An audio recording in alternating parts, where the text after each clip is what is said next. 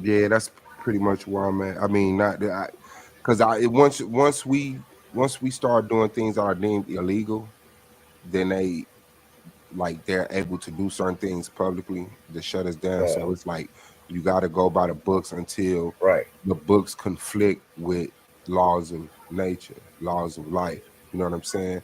And I think if anybody deserve a nation is black people based off of just having their own independency, but like we're such a destroyed people, it would just look like the places that we heavily populate And, now. You know, and see, like wherever we acquire the land, we're gonna erect totems. You know what I'm saying? We're gonna erect our totem on the land, put a shrine. You know what I'm saying? So, and from there we could build what we want on it once we got the shrine in place. You know what I'm saying? 'Cause why is that? why is that? Because it becomes sacred land to us, I'm saying, what does a shrine do? like a totem. Yeah, what does that do? It's just like playing your flag Uh, or something. yeah, like basically, Oh, okay, nothing spiritual. nah, not necessarily. Not. Hmm. I don't really get into the spooky stuff. So let's get into it then, since you don't. So you don't believe in spirits or souls? Well, I believe in spirits and souls. I believe they exist, but to tell you what a spirit or a soul is, uh, we don't know that. Okay, but you do like stand on like we not our bodies, with the energy that animate our bodies, Yeah, I do believe that. and that energy isn't created nor destroyed, only transferred. Yes, I do agree And with that. so upon the demise of this body, this energy will go into another body. Of some sort, I don't, I believe it's gonna transfer somewhere. You know what I'm saying? To be used for a body somewhere. It's like it depends on what you define the body as. You believe in reincarnation? Not necessarily. What parts you disagree with, and what parts you agree with? Well, I don't really believe in reincarnation from a Christian perspective. You know what I'm saying? It's like it's kind of hard to explain because I don't believe there is a thing called death because energy can be destroyed or transferred. So for you to reincarnate, it wouldn't really be based on the Christian idea. You know what I'm saying? Yeah, no, I agree. I think the Christian idea is more like like Jesus reincarnating or something like that. Yeah, that type of shit.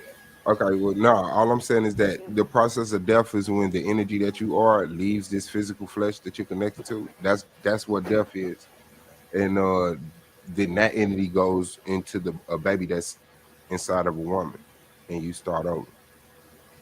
Like that's the only thing this energy does. I mean, I feel like it's possible. Now, can I confirm it? No. I mean, Mhm. I feel like it's possible. Okay, I understood. mean, based on my experience, yeah, I feel like it's possible. It's like I can't confirm it though. And I had some stuff that made me think, like, yeah, that what it was though. That I've experienced.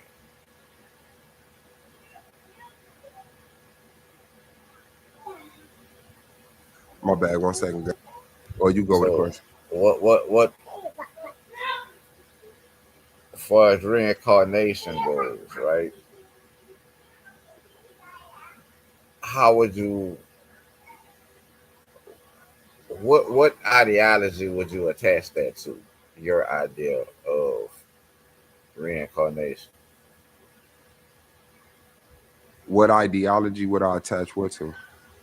Your idea of reincarnation. Like, what would be your idea of that? Your ideology behind that concept. That's what I'm saying. I like um it will be one that we have to talk about once we get amongst each other. Like, of course, All right. uh I don't know an ideology that don't really speak on the that particular circle of energy, just in different ways. So I mean, of course, we got introduced to it through Christianity Right, or right. Islam or something like that.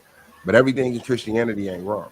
Christianity, like Yeah, I you agree. got to use the truth to sell a lie, you know. Right, So the right. basic principles that all over the world we believed in, that's the stuff that they incorporated: our relationship to the earth, or the belief in the creator, and reincarnation. So it was like, if they could just define the creator, if they could define reincarnation, if they could define our relationship with the earth, then that's where the manipulation come in. But they gotta agree that certain core principles are sensible for us to even mess with them.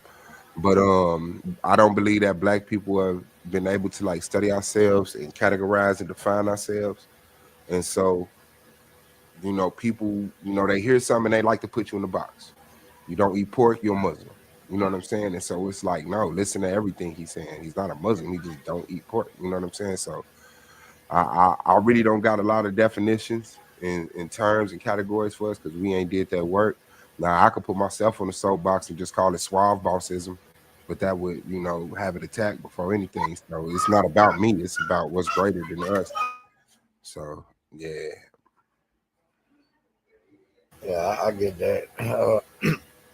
So, what do you feel like? What do you think? How do you think we should define ourselves?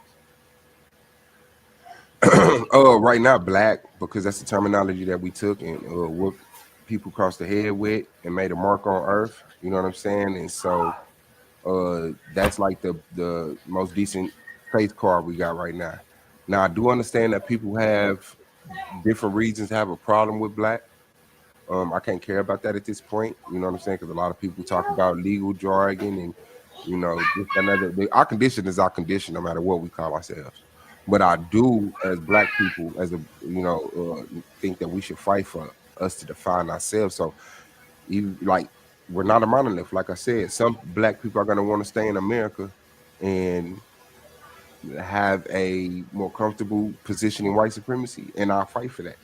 Some black people believe that they can stand here and vote their way out of white supremacy. Cool, I got your back. We gonna do that. But when my agenda is to not participate and fight for our nation, then I need you to also put your energy into that too. So What up, though, Jose? What's up, A1? Chilling, chilling. Let me compliment you because I've been on a lot of platforms, and I can appreciate what you're trying to do. Thank Because you, it Doc. gets me upset when people, try to represent themselves a certain way, and they don't have the intelligence to have a proper conversation. So I do appreciate what you're trying to do, Thank you, if that thank means anything. you. Yeah, I don't know what I did, but I appreciate it. No, no, no. Well, what you did was be you, and try to teach our people how to have good conversation, and I can appreciate that because I That, see other people who don't understand that they don't have enough intelligence to have a conversation without throwing the word nigga around 5 times and yes, saying that they represented something that you should follow, but their behavior doesn't show that you should follow anything that they're saying. As a matter of definitely. fact, it should be ridiculed and they shouldn't be allowed to even speak. They need to sit down. But that's my opinion. Yes, appreciate you, though. Definitely appreciate your kind words, man. Thanks for giving me my flowers while I can smell them. I did promise you a presentation, so we're gonna work that out. I Take don't your know when we're time. gonna do that, but But we're yeah, gonna work that out. yep, whenever you're ready. You can email me and let me know when you want me to come and do it for you. Rephrase that for me. I said you could email me and let me know when you want me to come and do it. Okay, got you. All right. Yep, no doubt. I'm about to let this go ahead and run. Did you have any questions, comments, or thoughts on anything you've heard so far? Well, we've always defined ourselves as black, so I don't think there's any question on that. There's a history of us calling ourselves that. So I think in honor of our ancestors, we should keep that up. There's nothing wrong with the term necessarily. It's always been something that has been venerated amongst the culture. So there's nothing wrong with that.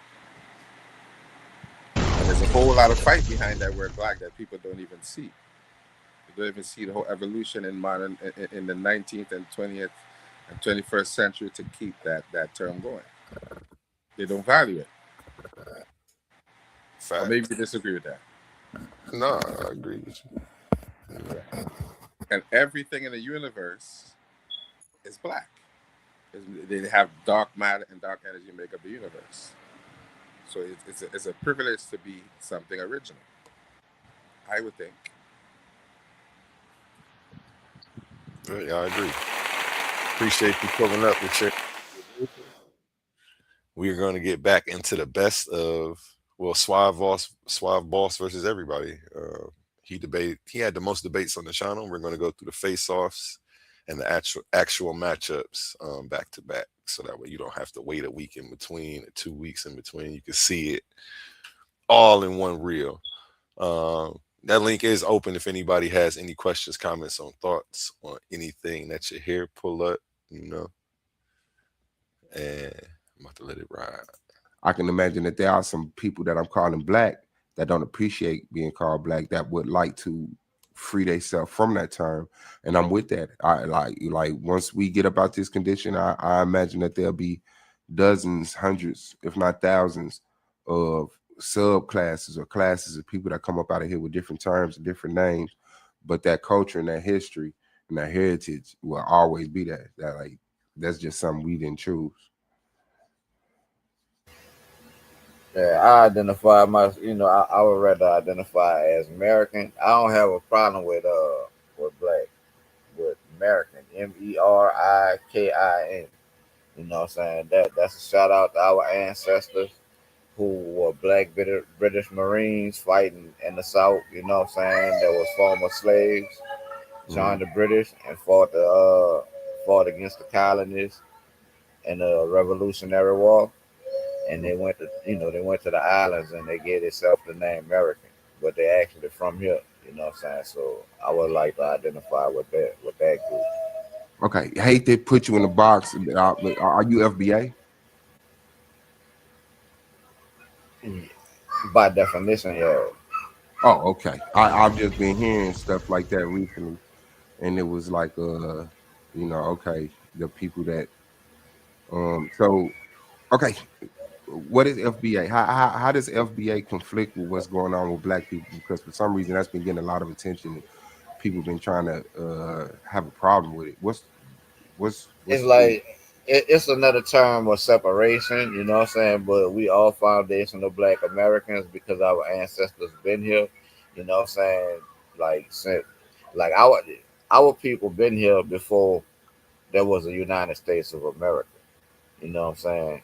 It's like whether or not your people was indigenous or you was brought here from Africa, our people been here before the United States of America. Like I just said, our people was running away from slavery, joining the British, fighting in the Revolution. You know what I'm saying? Hmm. That they fought all the way up to the war 1812. It's like the British hadn't left. You know what I'm saying? And they stayed and was still fighting against the Union. Like they really didn't fall until after the Seminole Wars. You know what So, I'm saying? So but you embracing your American side isn't you disconnecting from your African side, right? nah, not at all. Uh-uh. Okay. And so you believe before slavery, Africans came to the Americas? Nah, it's like it's possible. I feel like it's possible. You know what I'm saying? I don't see why they couldn't have. You know what I'm saying? But could I confirm beyond a shadow of a doubt that they did? No. Yeah. Okay. Yeah, I know. I believe that we did. I believe that humans were way more intelligent in ancient times. I Yeah. believe that, we're now impressed with a lot of science that we had back in the day because we like I said, we got disconnected from it. And so when we see Right. stuff like acoustic levitation and cellular information transference, it's like, oh wow, look what they came up with. But I'll be like we been had that. Like we had been around the world, you know what I'm saying? We populated, Right. Right. you know, but okay. So foundational Black Americans are just people who see a lack of our American side being represented, and this is the cry for that.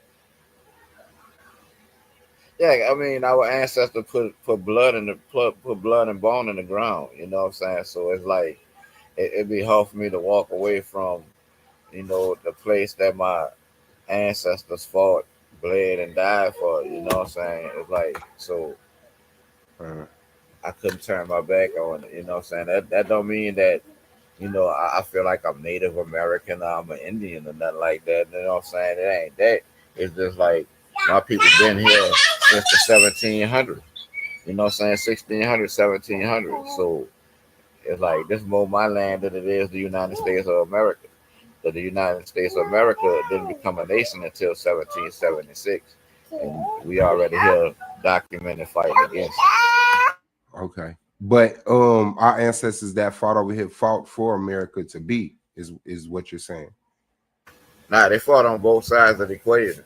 It's like they joined the British, fighting against the colonists. And, once they did that, then the colonists went and got people off the plantations and gave them the choice to either fight and help them, if they did, they would be free. It's like they presented them with a choice too after the fact. But it's like they say as soon as the British came in the harbor on the East Coast, the slaves was running up to them, getting them tips and, guiding them to the plantations and all that. So they started they started training. So I mean, you recognize that these people wasn't like they were fighting for their freedom. It didn't matter which way it came, right? Like they was just taking the options that was Yeah, available. yeah, So I mean, the disconnect from America shouldn't be that hard because, I mean, even though that was the terminology being used, like we had more of a finer, precise battle that was fighting. Like it's like, oh, you're finna go to prison, but which prison are you gonna fight for? And so, even though I guess you could call that a one, is definitely a loss. And so, it's like now that you fought to be in the best prison, you have to fight to separate from that prison. And I don't think terminology like America or love in Mississippi a bunch is like important. Like the people is important.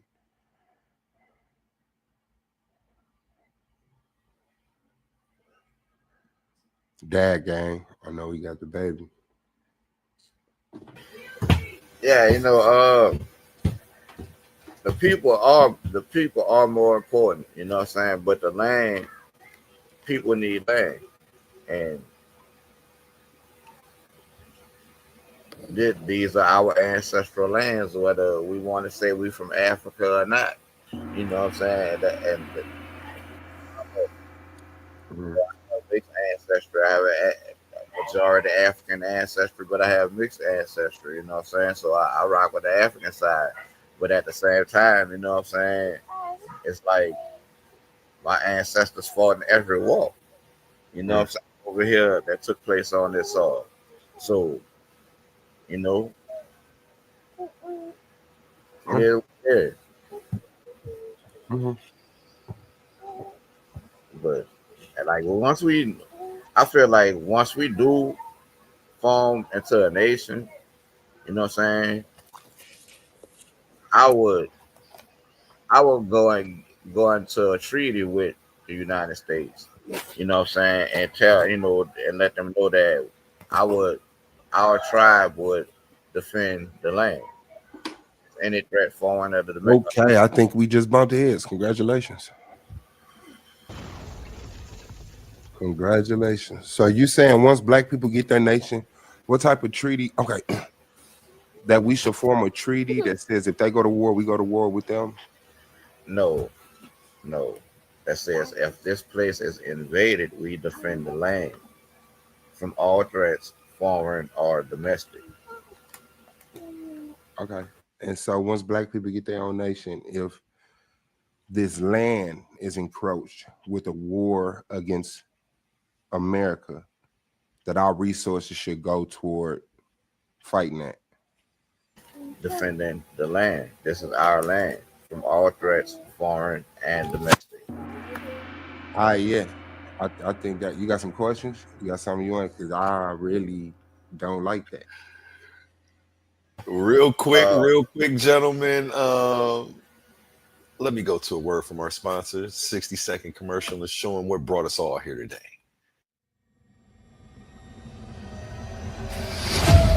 These are not just speakers. These are thinkers. Forged.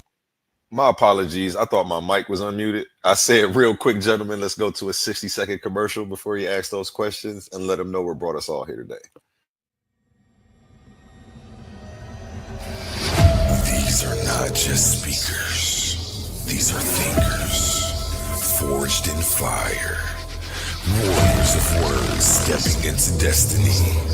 Welcome to the Coliseum of Arguments, where logic clashes with conviction and ideas spill like blood in the sand. 16 titans, 16 minds, one path to immortality.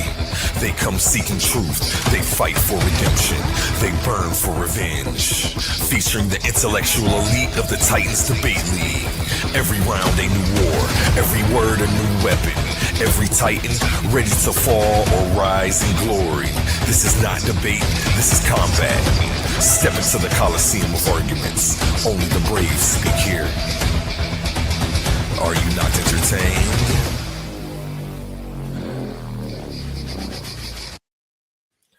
You know what? And while I'm at it, why not let you see what we got coming this Thursday? This Thursday night, the Coliseum of Arguments will tremble.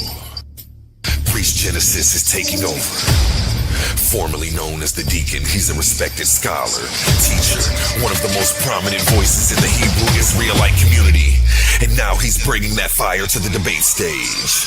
No sugarcoating, no compromise, no hiding behind falsehoods. Priest Genesis is taking all challengers, every false prophet, every fake doctrine, every so-called scholar who dares step into the arena. This isn't Sunday school, this is war for wisdom. This is Titans Debate League, Thursday night on the Coliseum of Arguments. If you fear correction, stay home. If you crave truth, step into the Coliseum. Only the brave speak here.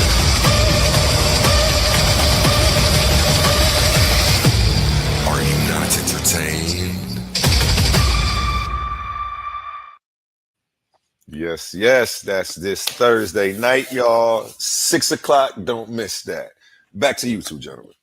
Shout out to you, man. All the hard work. Appreciate Y'all hit the like button out there. Okay. So my ideology conflicts with that. Like I can't wait for America to get invaded. You know what I'm saying? And learn Chinese or whatever language we need to learn. I see a clear separation between us and America. And if we get to the point, like, because there's many scenarios, right? So let's get this kind of fine-tuned.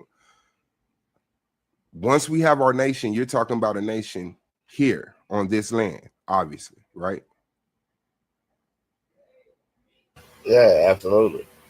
Absolutely. Okay. And so let's see if not SVDL, the argument league, Mandinka Molly 7000, with all respect. Please don't put the SVD on me no more, man. Dude, burnt that up. But if let's say we get a few states, thank you, brother. I appreciate you, love God. A few states in the South, right? And America gets invaded by Canada. We should fight Canada. We should defend the land from all threats, foreign or domestic.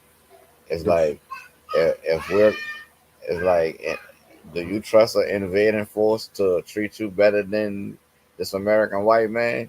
You know what I'm saying? It's like, honestly, it's like the American white man got some shit with him. We both agree on that. Yes. You know what I'm saying? He do. It's like they did some help, they did some stuff that they need to atone for. Like we agree on that as well.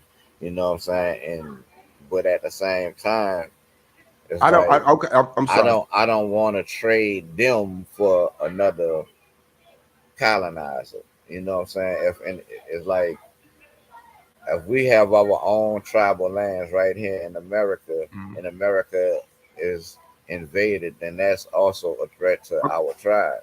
You So know what I'm when saying? we Because this is our tribal land. So when we get our land in our nation in America, and I'm not mad at that. If we go through the process of creating a nation, and America gives us land here legally, and it's our nation, and we're separated, that's the scenario. That's where I'm at. Okay, so you don't think we should have treaties with China and France and other Yeah. places? Oh yeah. Of course. Yes. Yeah. What the first goal is to be recognized as a tribe first. You know what I'm saying? And the quickest way to do that is to go in a treaty with the United States of America. They would have to recognize us as a tribe first. One, you know what I'm saying? It's like we're not going out of our way to do anything for the United States. It's like us first, tribe first. You know what I'm saying? Everything for the tribe. But this if we was under threat of invasion, then yes, we would defend the land from all threats, foreign or domestic. And the key word in that is foreign or domestic, because if domestic terrorists will get dealt with accordingly on our tribal lands. You know what I'm saying? So that also includes Americans. Yes, we are going to defend ourselves from Americans and whoever else try to come invade our land. Okay, okay. If we get our nation, I see it as separate, right? I see if America get invaded, that's not on us. If America get invaded, I think we should protect our people and protect our resources and let them pay for whatever they done to whoever's invading them.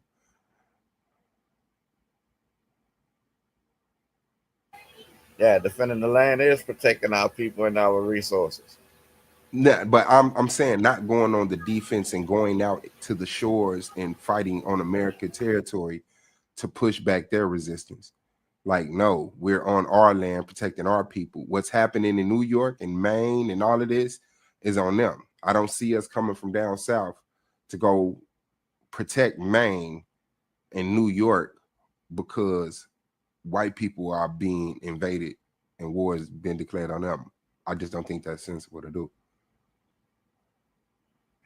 Like like I clearly see a separation, and it's like you're not separating. You're saying, well, this is Black America and this is white America, and they're brother and sister nations. And if you mess with them, you mess with us, and vice versa.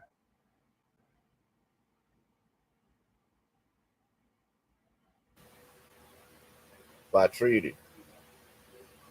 Yeah, by whatever promise, pinky promise, swear to God, or treaty. But if so you do believe if we have our nation in Georgia, if New York get invaded by the Chinese, we should send our soldiers up there and fight.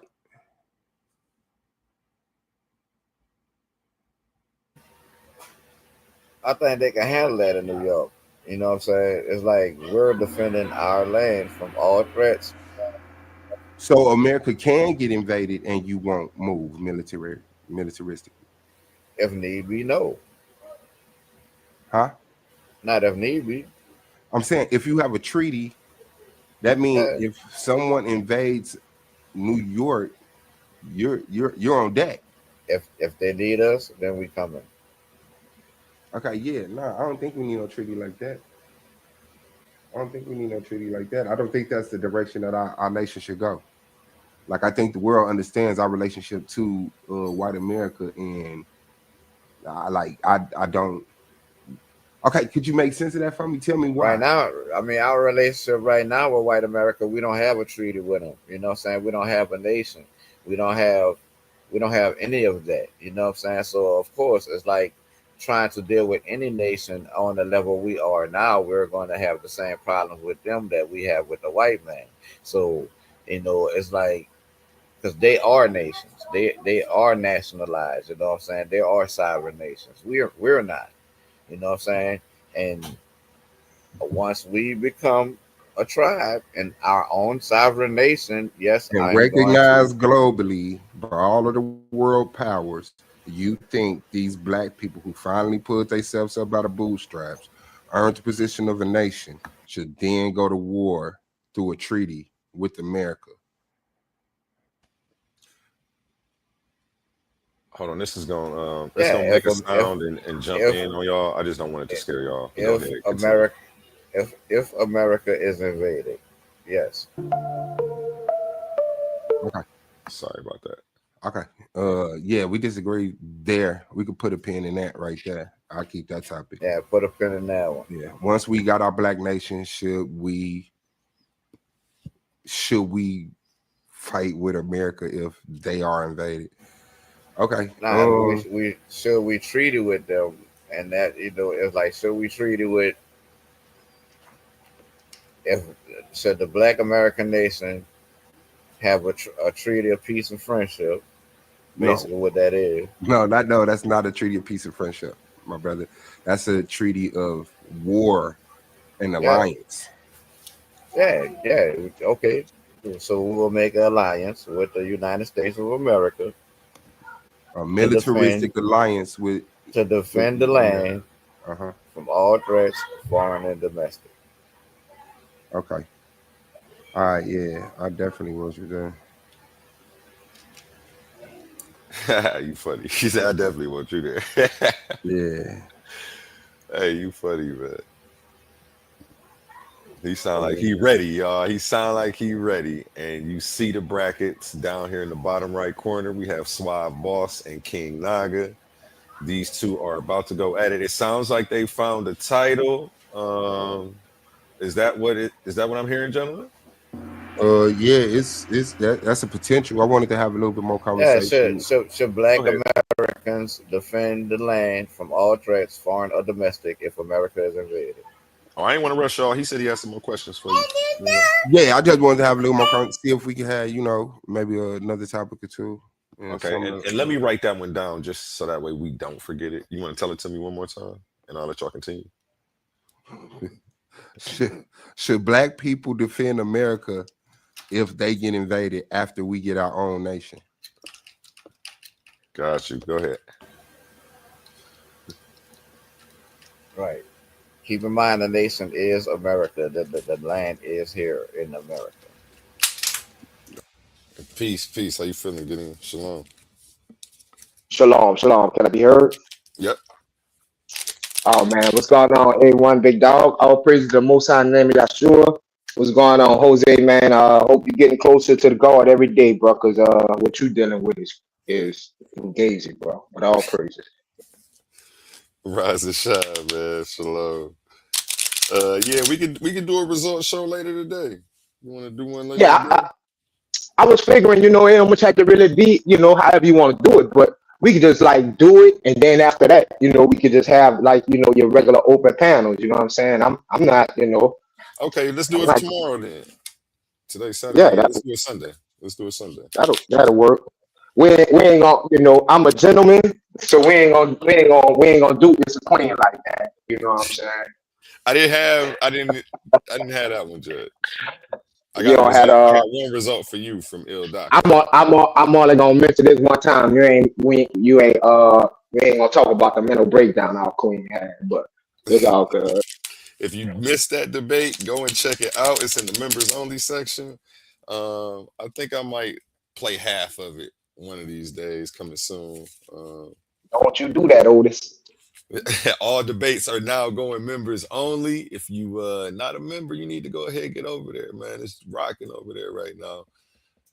Attention all debate fans. You've been watching, you've been arguing, you've been picking sides. But now it's time to level up. From this point forward, all debates on this platform are going members only. That means the hottest clashes, the wildest arguments, and your favorite personalities going head to head will only be available to subscribers. You want real scholarship, you want the smoke, you want the unfiltered action, then don't get left outside looking in. Sign up today for as low as $3.99 and get full access to every debate, every moment, every knockout argument. This is Titans Debate League, where legends are made and debates get real. Join now or miss out.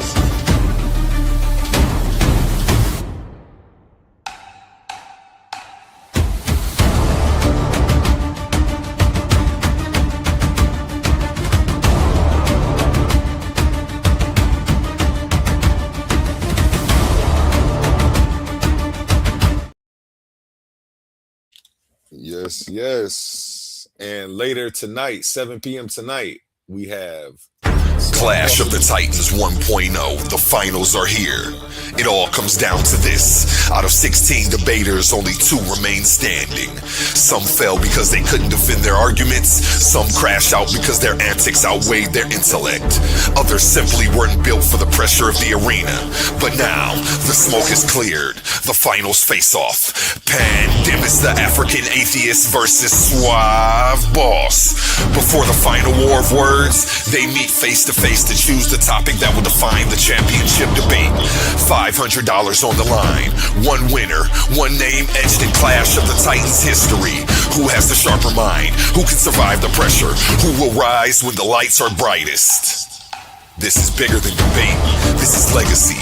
And for everyone who lost along the way, your chance at redemption comes when Tournament 1.2 launches. But right now, this moment belongs to the finalists. Clash of the Titans 1.0, the face-off, Saturday, May 23rd, prime time. Be there to witness history. Are you not entertained? yes, 7 o'clock tonight. The finals. It's going down. Yeah. I just want to say, but just, who you think? oh man, I want to say Pandemis, but I almost really know the top. What's the topic? No, that's we having the face off. So okay, just off abilities and these YouTube streets, I probably have to give it to Suave B.O.S because he he a magician. You know what I'm saying? He's a magician. For sure. Definitely be pulling a rabbit out of hats. Yeah. I heard old boy ask him, did a woman create a fly? And Suave B.O.S told him, yeah, and he let him slide with that. Man, that was crazy. Suave funny, man. Yeah, we can do a result show for you tomorrow, 7 o'clock. Let's do it. All right, man. That'll work, man. And like I was saying, but this one of, if not the best debate forum going on the chitlin circuit. You know what I'm saying? When I say chitlin, I mean with us African Americans. And I'm quite sure you're welcome in all Europeans as well. So, but man, you keep this going, bro. It ain't nothing but up for you, bro. And I know this thing could be crazy, bro, because I rarely be on it. You know what I'm saying? And the characters and the personalities and just the backs, like, it's crazy, bro. So just keep your head up, man. I know it'd be hard, bro, but it's definitely pay off by each day, bro, for sure. I appreciate you, man. I'm here day in, day out. But yeah, tomorrow 7 o'clock, result show for Gideon and Cosma. I think before that, what I'll do is I'll run the debate. I'll run the face-off and the actual debate. Okay. So we'll do that, and then I'll run that prior to 7. I'll time it out so we're in right. And then we can do the result show, so everybody can watch it in its entirety and see what's going on. So that debate you was playing before I got on, right? Who was that dude debating Suave B.O.S? That was Jesse Valdez, Allah's most gracious warrior. No, I'm talking about the next one after that, because that dude sounded like he was from New Orleans. I was just trying. Oh yeah, that's what I'm playing right now. This is the face-off. I'm about to play their actual debate after this. So okay, and that's he from New Orleans. I'm gonna set y'all up with a face-off actually. Yeah, what he go by? King Naga. Yeah, King Naga. Oh, okay. Okay, he believe in the Bible. No, their thing is God is light. Oh, hold on. Yeah, okay. But he'll debate you on a host of issues. If you're a Hebrew, he definitely gonna want to debate you. So yeah.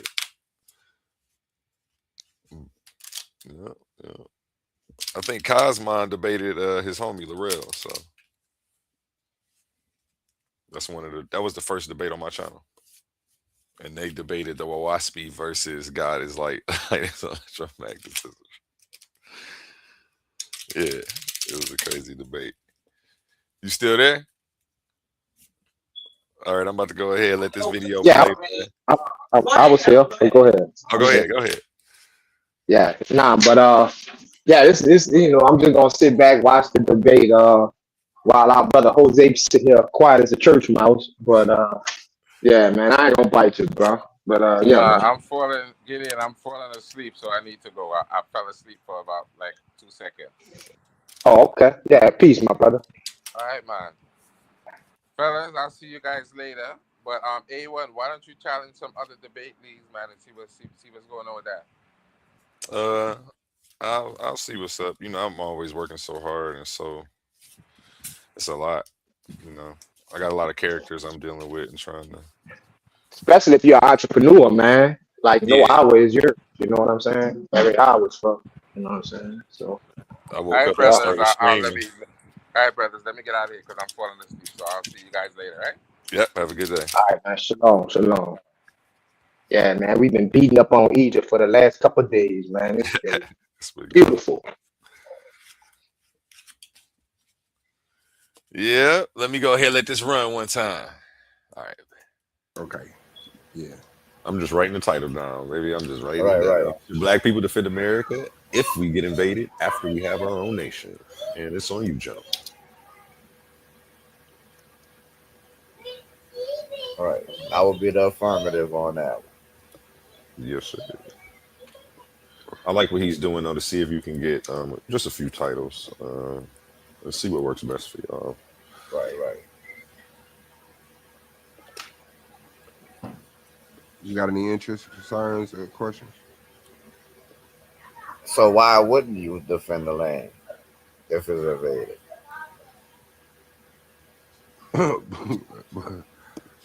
Because it's not our land. That's not our land. That's their land. We have our land, and we're not getting invaded. Where's your land? Wherever we had got it at. Remember, we said there was this like we had already got In our America, right? yeah. That's the scenario. We already had got some land. This is now our land. This is now our nation, the Black nation, and we recognize as every other nation globally, and we have a relationship with all of these countries. And if one of them invade America, we should mind our business unless they're invading us. And invading America is not invading us. That's invading America. What's your land in America? No. Our land is on top of what used to be America. The USA. It's still in the Americas, North America and South America, but it's not part of the United States of America. No. It's its own independent nation.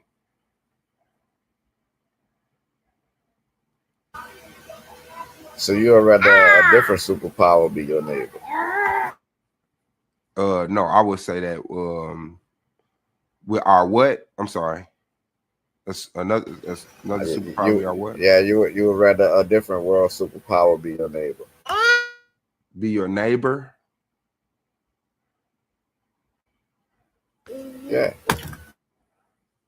Oh, I mean, I don't. I mean, I guess if you ask me my own personal preference, yeah, I would feel like but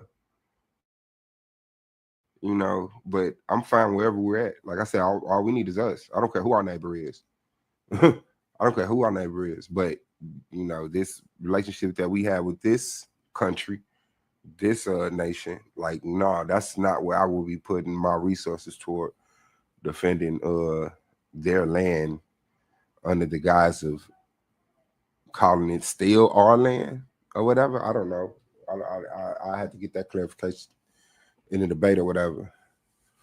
But yeah, we could definitely put a pin in that. I wanted to go in another direction, see if we could shake a fruit out of another tree or something.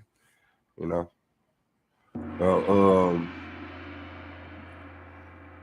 What was it? What was it? What was it? Huh. Okay, no aliens, right?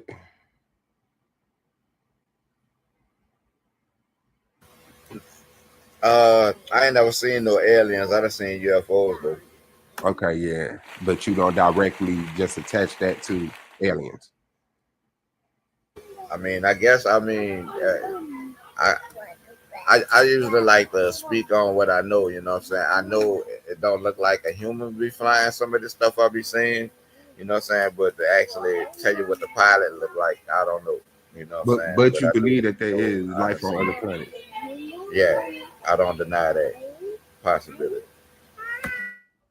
You don't deny that possibility, but you don't know. So what? Yeah, I don't know. I don't know. Okay, all right. And the only evidence of that you got is UFOs. Yeah, for me, that's the only evidence I got. You know what I'm saying? I can't really. I don't know if they jumping dimensions, time traveling, but the shit Okay. just you know. All right. eh, Okay. I'm I gonna get just know away it from ain't the no Western airplane side. or no helicopter, no shit that I be seeing some of the time. Okay. Cool. What do you think of transhumanism? Transhumanism. Explain that. It's like it's the combining of artificial intelligence with organic intelligence. Oh yeah, yeah. I remember that time. I feel like we already there. You know what I'm saying? And ain't no turning back now. It got its perks, but it got its drawbacks too. You know what I'm saying? It could be used for good or bad. Could you You give know me what a I'm couple saying? examples of how we already there? Well, it's like you already got people like amputees with robotic arms that's working off of their brainwaves type of shit. You know what I'm saying? Mhm. This shit moves like a regular. Okay. You got Yeah, I arm agree with you. I functions, just that didn't type of I shit. just didn't know if you were saying, well, you already got a cell phone and computer. And Yeah. some people say like that's the first level of transhumanism. Okay, that's cool. But Nah, I mean that. Then they actually start implanting that technology into humans. It's like then they actually started doing it. mhm, okay. So like is like do you look at that as like intentionally good or bad or anything? Do you think humans should uh rock with that? I mean, it's here now. I feel like we should rock with it, but not lose our own autonomy. You know what I'm saying?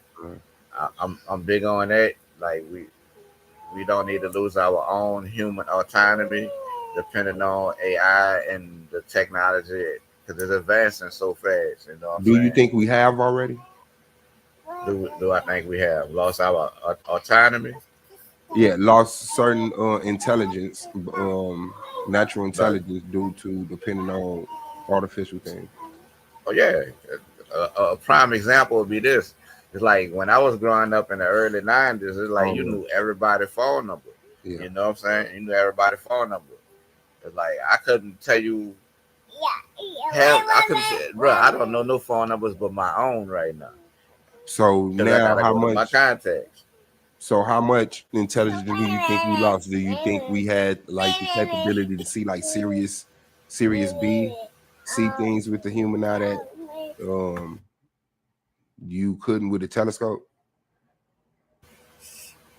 Well, I don't. That you I couldn't don't until think. the telescope. My bad.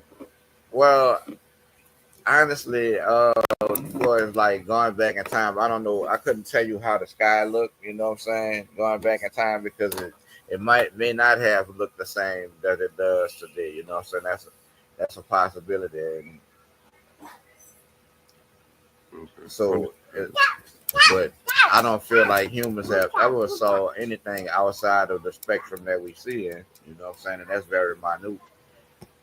It's like we only see 0.0035% of the electromagnetic spectrum. That ain't nothing. That's a fraction of 1% of light. Do you You know what think I'm we saying? could develop our organic bodies to see more of that? We'll have to redesign our eyes. You know what I'm saying? Now, can we add a device to a human in order to see it? Yeah.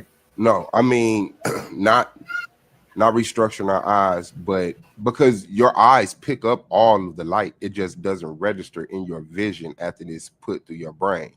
You know what I'm saying? But your eyes intake all of this information. You disagree with that? Well, I don't see how you could say they intake the information because they only see visible light. Like we only see visible light. Now, are there some other animals who could see more of the electromagnetic spectrum? Yeah, but but humans, we are relegated to a small, tiny fraction of the electromagnetic spectrum. So do you think we can advance our bodies organically, like naturally? Do you think we can only make advancements in artificial intelligence?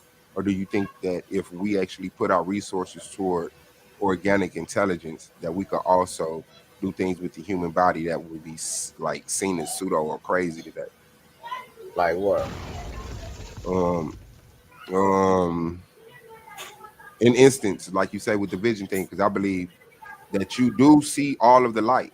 You see all of the light, but then your brain gives you this vision, and that's what you use. So you could actually um progress your intelligence and be able to start like see a different vision, you know what I'm saying, purposely, or even like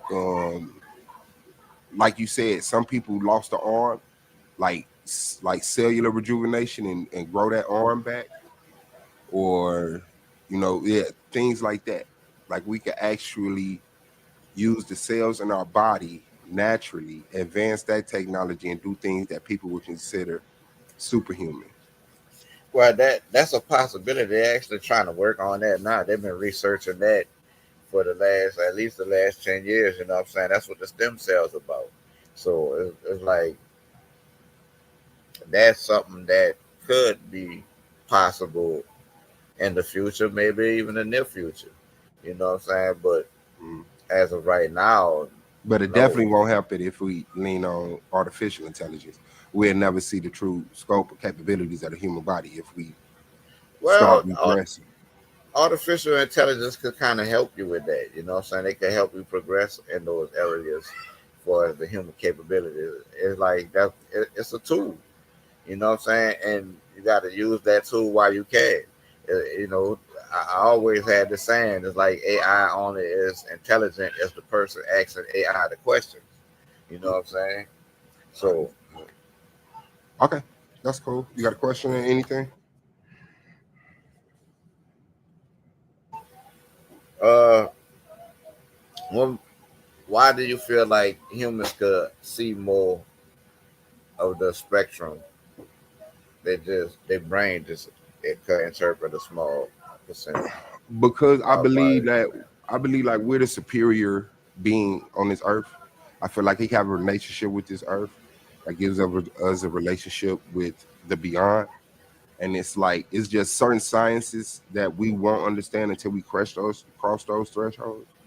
And it's like if I look at let's say a lizard that can grow back a tail, I know my body's more intelligent than his. He just took his time and did what he had to do to become that being because he didn't lean on anything artificial. It became part of being prey for others. It was a defense mechanism. And so that kicks in certain intelligence in your bodies that helps you along with life. So when I look at, like you said, certain dogs can hear certain pitches, I know our body is more intelligent than the dog. I know our body is more intelligent than the bat. I know our body is more intelligent than the dolphin. It's just they have um evolved so far in one particular category that they get something that at first you wouldn't understand, like the sonar in dolphins and bats, or the certain nocturnal sights of an owl and things like that of nocturnal animals. Like I believe that our body can do that if we have that relationship with it.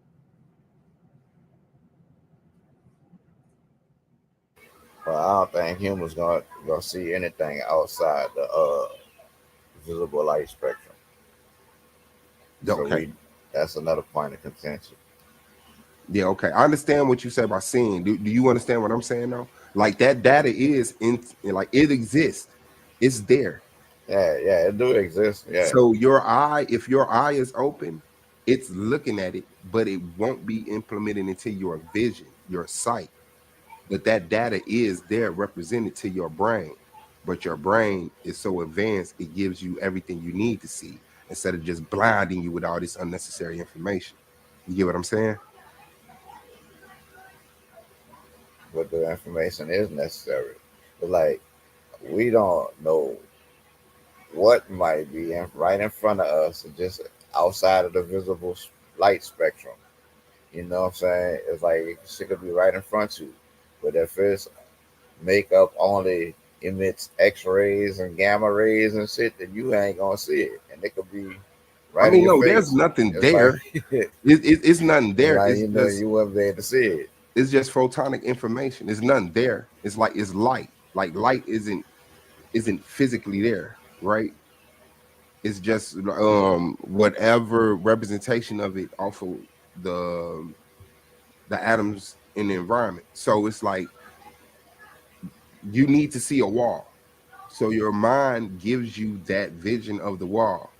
But all of the light between you and the wall, if it showed you all of that, you would just see a gray or a white or a black and walk into the wall. So it takes out all of the information that is not right now like unnecessary and give you what you need to see. So you need to see stuff like the light from the light bulb, sunlight, you know what I'm saying? Things like that. Of course, the physical hard objects in front of you, water. But all of these other spectrums of light, like there's no reason to see that when you're walking around every day. So like I don't see like I don't look at it like we don't see it. We see it. It's just not represented in our vision that our mind projects back to us. Because the information is took into your eyes, goes through your brain, and then it's projected back to you. So that's just how I see it. And before you respond, King Naga, let me go ahead and go to a brief 60-second word from our sponsors. Welcome to the Coliseum of Arguments, where words are weapons and intellect decides the victor. This is Titans Debate League, Clash of the Titans 1.0.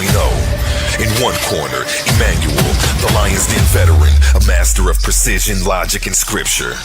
In the other, Amayan, the debate talk for you legend, known for his fiery delivery, unshakable stance, and battle-tested insight. The topic is Joseph, the biological father of Jesus Christ. Two minds, two doctrines, one truth. This isn't just a debate, it's a collision of conviction. Who will stand victorious in the arena of ideas?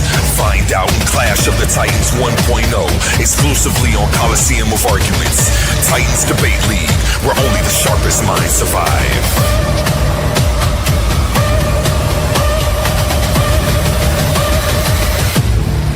Are you not entertained?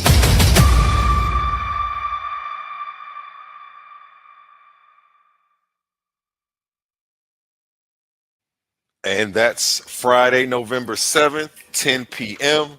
That's a West Coast edition. We're going to be up late with that one. Make sure you don't miss that one either. Back to you, gentlemen.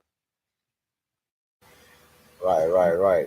That's just it. I believe that our body is way more intelligent than what we get credit for, and that we could advance organic intelligence instead of leaning on artificial intelligence and progress our natural bodies to do things that people would define today or in the past as supernatural or superhuman. That's it. Heightened of senses, cellular rejuvenation to the point where you could like grow a limb back, you know, um, things like that. Telekinesis, telepathy, like I believe that we had certain intelligence that we lost, and we could have advanced that toward being like what people would call gods. I hate to use that word because that's a specific person from a specific book that I don't believe in, but yeah, I just think that's what it was. And so people who don't have a relationship with the earth that we have would need artificial intelligence.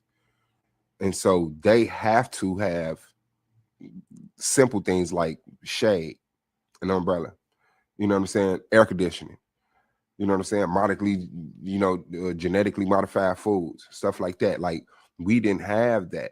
Like our bodies are like really nice. These are some nice vehicles we in. And if we take care of them and actually expand on that, then I think you'll see some things organically that, you know, will clearly like separate why we don't need these artificial intelligence to like lead the way. Because I mean, it's one thing to have a video game, you know what I'm saying, but then it's like another thing when you're walking around with whole autonomous bots with people souls in them.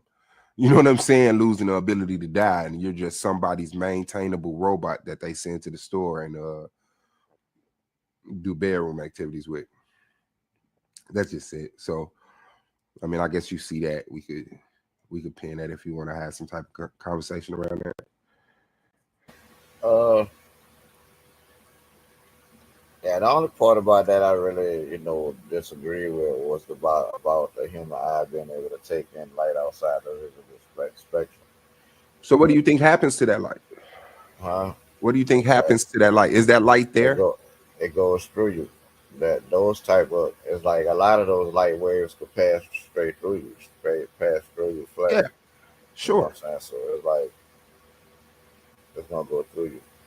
Yeah, sure. Sunlight can go through you, but you can still see it. Yeah, because it's visible light. Yeah. So even You, though you the don't invisible you light, don't see the ultraviolet, and you don't see the gamma rays and all of that coming off of that ball. okay, how are you using the word see? Are you saying your eye isn't intaking this information? Yeah, Your eye is your eye can't. unable. Our eyes don't even detect that. It's like our eyes don't detect outside of the visible light spectrum. We need instrumentation to see outside the visible light spectrum. Uh-huh. And in that those instruments, and what they do is drown out some light and highlight other lights, right? Where it could the instruments are tuned to that specific frequency of light. You Yes. know what I'm So saying? so what that artificial intelligence is doing is purposely taking out the information of certain lights to focus on infrared light or stuff like that, right? Yeah, now we could sense infrared, what I'm saying? We feel infrared as heat, what I'm saying? Thermal, and it also can go, if it's hot enough, go to the visible light spectrum, you know what I'm saying? So we could kind of sense infrared, but, we feel that as heat. Okay, but that's what I'm saying our eyes are doing. Just like that instrument that you just used, that instrumentation, where you have a device that takes out certain lights, highlight another light, and then you get like an X-ray or you get night vision or heat vision. I'm saying that's what our eyes are doing. It's intaking all of the information there, and then it's only creating the vision that's projected back to you with the useful frequencies that help you navigate yourself. Like there's no reason for us to see um I guess whatever light you're saying, there's certain thermal lights and stuff like that. Like yeah, we could feel them, but there's no need to see them. You know what I'm saying? But we have a direct relationship with sunlight, and so our brain puts that in our vision. You know what I'm saying? So there's a lot of light information that your body recognizes, but doesn't utilize or project to you through your sight. Like just like there's a lot of sounds that happen that your brain does not register in your hearing, but it's conscious of it. It's just not used to help you through your day, help you in your hearing. That's all I'm saying. um Yeah, but some light waves will kill you, like gamma rays, they harmful. X rays, that's harmful. mhm. You know what I'm saying? It's like, so yeah, man. It's like some light waves you hope you don't intake in no type of way because they'll break down your cellular structure.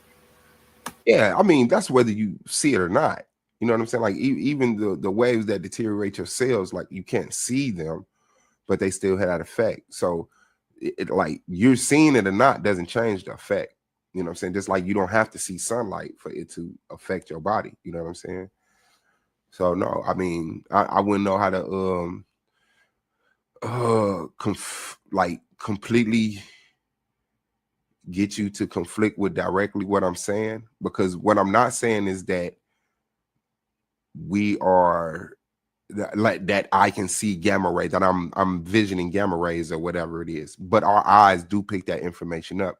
It just doesn't use it in the visualization process. So when it comes back to you, it's like all of the stuff that don't matter is taken out and you're given this pretty colorful picture with these shapes and stuff like that. But your eyes take in that light. That light exists right there. Your eyes doesn't have a mechanism to stop light from existing. It just has a mechanism in your brain that will stop it from being processed and implemented into your vision. You get what I'm saying? Yeah. Let me see. What else we do? You got any questions? Uh, do, do, do, do, do, do, do. Okay, I jumped out the pseudo window. You know what I'm saying? That's a pretty do you have like any extreme things that people like clearly kick your information in nuts for saying? Not really. You know what I'm saying? If I was to throw some pseudo shit out there, damn, But something that's what would grounded it in be? something, not Yeah, not just yeah, have you up right. here talking Look, about I believe. right, No. right. This Nah, yeah, evidence leads me to this conclusion that may come right, off pseudo until I show you the information. Yeah. right. Well, a lot of people call my origin theory of Nile Valley civilization pseudo because I'm showing origin coming from the south. You know what I'm saying? From Upper Egypt, from out of the Sudan, and really far down far as Uganda, coming up the Nile. You know what I'm saying? To North Africa. You know. So a lot of people call that pseudo because they be like, "Oh, it's Eurasian, it's this, that." You know what I'm saying? So Okay, so you have a conflicting theory with what, the outer Africa theory or something? You're saying that man originated south of the Nile or in the southern Nile? now, I'm saying now Valley civilization was born from the south. You know what I'm saying? Like that civilization rose up out of sub-Saharan Africa, further down the Nile. You know what I'm saying? Which the The Nile Nubians flow. and so on. Yeah, Okay. yeah, south and Yeah. Okay. south of the Yeah, I get that. Nubians, All right? right. Yeah, I got that. Okay. Yeah. No, I agree with you on that. Yeah. Egypt definitely came up out of ancient African civilization.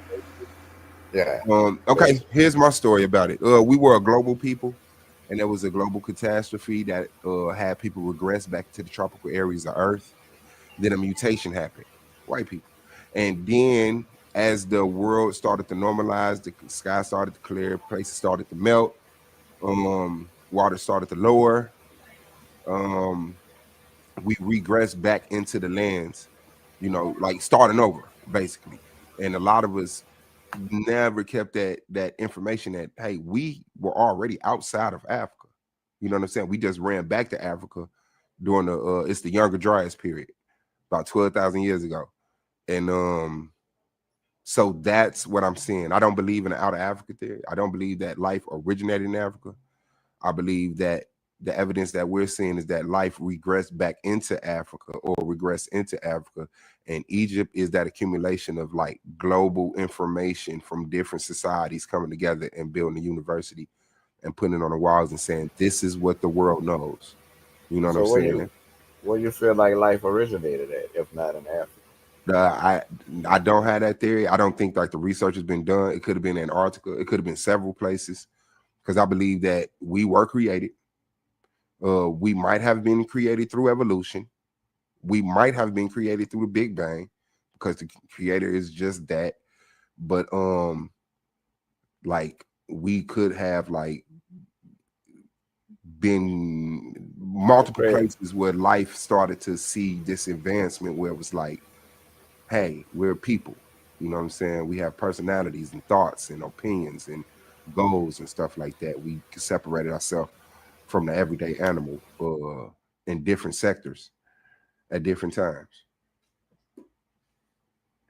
I feel like life originated in Africa. I do believe that that the out African theory is the best working model we have right now today. You know what I'm saying?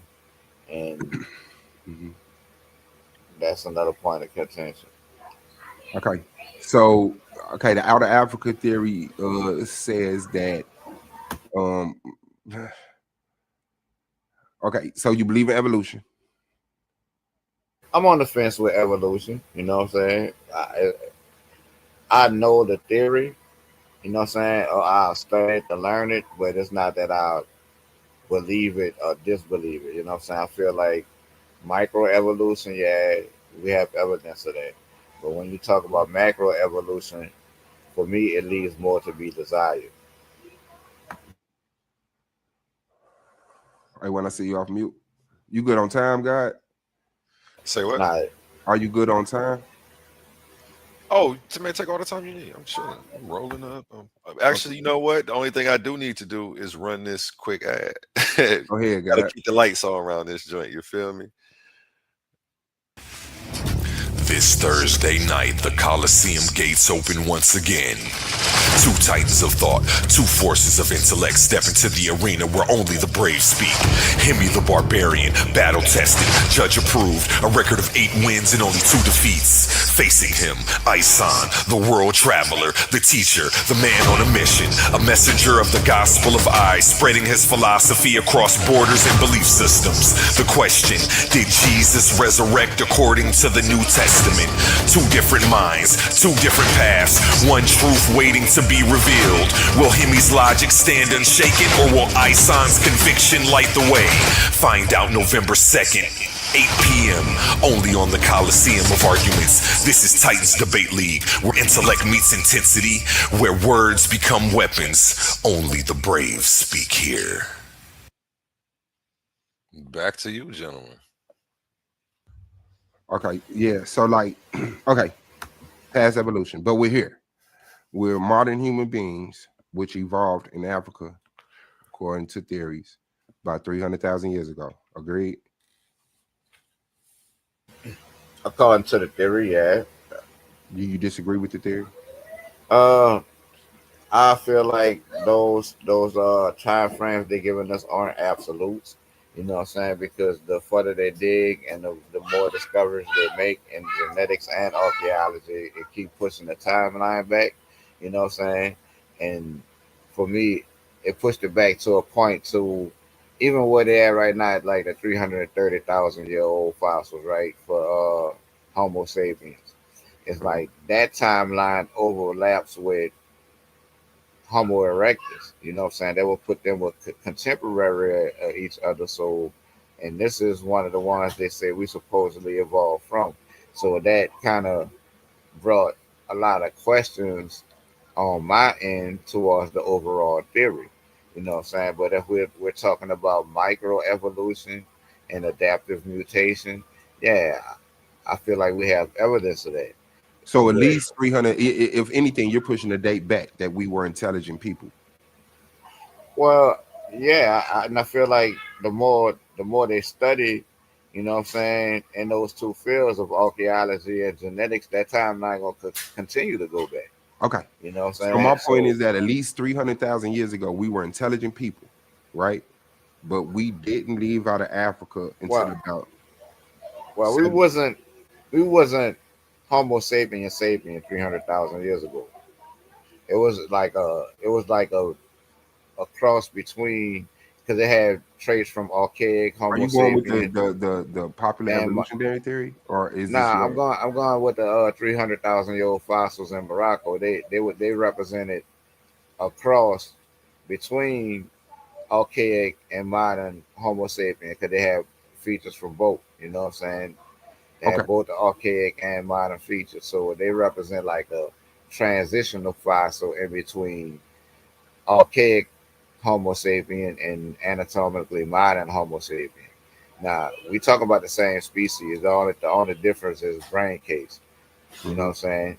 The brain case evolved to the brain case we have today. You know what I'm saying? Which would be Homo sapien or the intelligent man. You know what I'm saying? So that takes place at a little after 300,000. You know what I'm saying? So before then, you feel like we were like mentally retarded? Nah, I don't think so. I'm You know saying what I'm you think we saying? were like animals? I don't uh possibly, you know what I'm saying? I don't feel like we didn't have speech. Probably we had our own languages or whatever, you know what I'm saying? And we lived off the land. We hunted, you know, we was a part of the food chain. And Yeah, but like I'm we saying, had do you think hunter that gatherer incorporates lifestyle. with intelligence? Do you think is do you Yeah, so think it's a level of intelligence, you know. It all depends on how you rate intelligence. But yeah, I feel like hunter gatherers do have a level of intelligence. I don't feel like you know they're retarded or nothing like that. But that's what they're saying. Those fossils represent archaic hunter gatherer, you know, population because they lived the hunter gatherer lifestyle. So that shows a level of intelligence. That does. okay, bet. So okay, back to the point. When do you see Homo sapiens sapien, the intelligent tool maker, boat maker, communicator type of person? How long ago was this?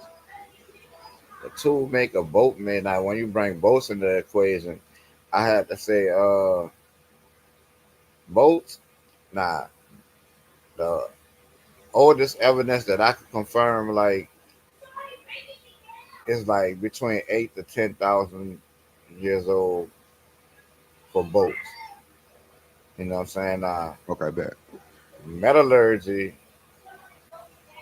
I want to say that's around 5,000, 5 to 6,000. You know, they started going over it in the metallurgy, so it have the whole progression. You know what I'm saying?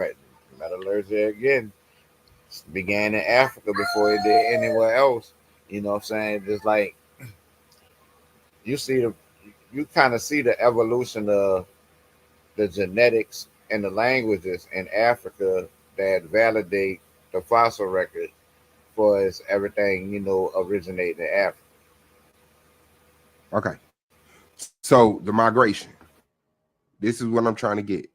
The point I'm trying to get to is how is the outer Africa theory the most sensible, logical theory when there's evidence that predates our migration out of Africa that shows that Homo sapiens sapien, intelligent people were outside of Africa? Because this is what convinces me that we were a global people that regressed into Africa, and then history starts. And this is Well, what gets recorded in language because we got dumbed down. I believe that having to write is a loss of intelligence, and you're compensating for that. Like having to develop a verbal language, even though is a privilege, is something that you could do. Having to depend on that is a regress in intelligence. well, you do have evidence of uh, Homo sapiens sapien outside of Africa prior to the wave that they're accrediting with replenishing the earth. You know what I'm saying? It's like you had Homo sapiens leaving out of Africa fighting Neanderthals, going all the way up in the Baikal, Russia. You know what I'm saying? So it's like they and a lot of these incursions into these areas are well before the documented out of Africa event. You know what I'm saying? It's like they're saying that the out of Africa event, those lineages that left out at that time remain, you know, they remain unchanged. You know what I'm saying? For like the branch and tree, for as genetics, it's like they they they they didn't die off. Put it like that. But you okay? So it kind of sound like you do see the So conflict with the outer that's what Africa they're theory. saying.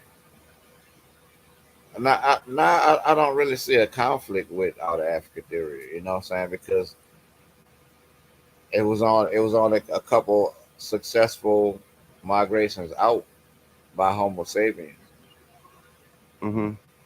by anatomically modern Homo sapiens. I'm gonna say that. But a lot of what you find outside of Africa is like Neanderthal. You find the Nisovan, and older you go back in the fossil record, those different hominids from Homo sapien. You know what I'm saying? They're not even in that genus with us, that's a whole different category. So it's like,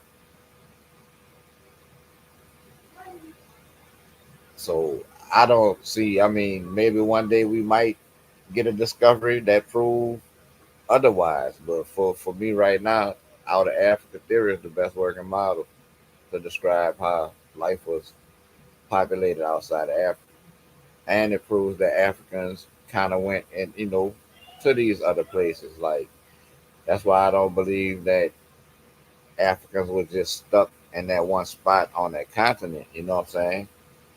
Because you find the languages also progressing out of Africa, like just like the dish they're showing with the DNA. It's the same migration patterns. Hmm. So,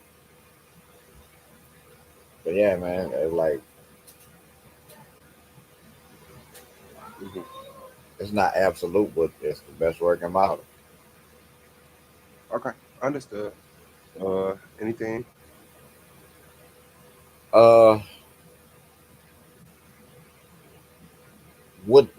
what problems do you have with the out of Africa theory? Like I said, I think is the outer Africa theory paints it as if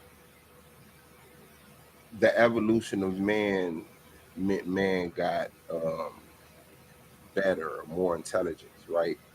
And so that leads to the last step, or the more recent step in evolution, is white people. So white people are now the superior, more alpha human based on intelligence of natural selection. Right. Now I have my own theory, you know what I'm saying, but I it's just my own theory, you know what I'm saying? I don't have no research or anything behind that besides my own studies, you know what I'm saying? It's just an idea or thought I had that maybe a lot of these out of Africa haplogroups, like for take L3 for example, right on the mitochondria side, maybe these haplogroups emerged on these different continents, you know what I'm saying? Maybe you had the whole tree from A down to the haplogroups that are in these lands today. Maybe you had that, but until a discovery is made, then it's just a theory that I have. You know what I'm saying? Just my opinion, basically. You know what I'm saying? Just a hypothetical that I have in my head that maybe that's the case, but until the fossil record and the genetics show that, then it's hard for me to just stand on it. Mhm. Okay, all right. Uh, do you disagree with the phrase "the black woman is God"? Yeah, because I feel like us together will be, God, and then well, I already know where I'm at with the God thing. It's God is light, light is electromagnetism. I don't feel like I feel like that's a different form of idol worship. You Mhm. know, I don't even. Now, don't get it twisted. I don't feel like a man is God neither. I don't feel like God is a man. I don't put pronouns on God. But that's just me. Mhm. Do you believe that man showed up with woman, or woman showed up first, or man showed up first?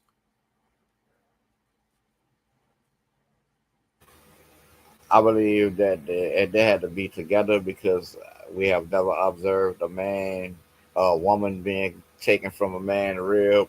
You know what I'm saying? You always need a man and woman to procreate and bring forward life. And that's the only thing we ever observed. So that's what I think it was. It had to be both of them. Do you think if the woman's was by herself that she could impregnate herself and give I birth to don't men? feel No, I don't believe that. Why? Because I feel like if that was possible, she still would be giving birth like that. Like, remember the whole point of like depending on an artificial intelligence and losing a certain intelligence. So it's like once man get here and you're able to get impregnated by men, this is a sense that would like regress in women. It wouldn't be an everyday thing. But in some situations that are extreme, uh survivalistically, like, yeah, the information that your mother gave you to create sperm, she also has. And so she can impregnate herself in dire times. And I believe that has been, I mean, it's I guess to a certain scientific standard, it's impossible to prove, right? Because of the observation part. But there has been recordation of women who were in very severe situations that ended up pregnant, and it was proven like no, they haven't had contact with a man. So that's Yeah, why I because kind of I lean was on that. And I was before gonna you ask you. respond to that, King Oh, Naga, let me go ahead and go to a word from our sponsors. The arena of ideas, words are weapons. Confidence is your armor, and every Titan needs their gear. From the Titans Debate League comes a movement born from energy, faith, and power. Custom debater tees, spiritual wear, and PVO gear guaranteed to uplift your spirit and elevate your mindset. This isn't just fashion, it's identity, it's purpose, it's power. Join the movement, step into the arena. Shop now at ColiseumOfArguments.com and wear what Titans believe in.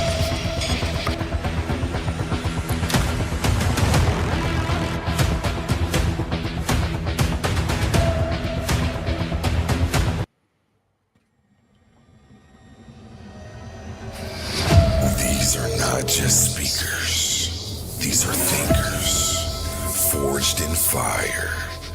Warriors of words stepping into destiny. Welcome to the Coliseum of Arguments, where logic clashes with conviction and ideas spill like blood in the sand. 16 titans, 16 minds, one path to immortality. They come seeking truth, they fight for redemption, they burn for revenge. Featuring the intellectual elite of the Titans Debate League. Every round a new war, every word a new weapon. Every titan ready to fall or rise in glory. This is not debate, this is combat.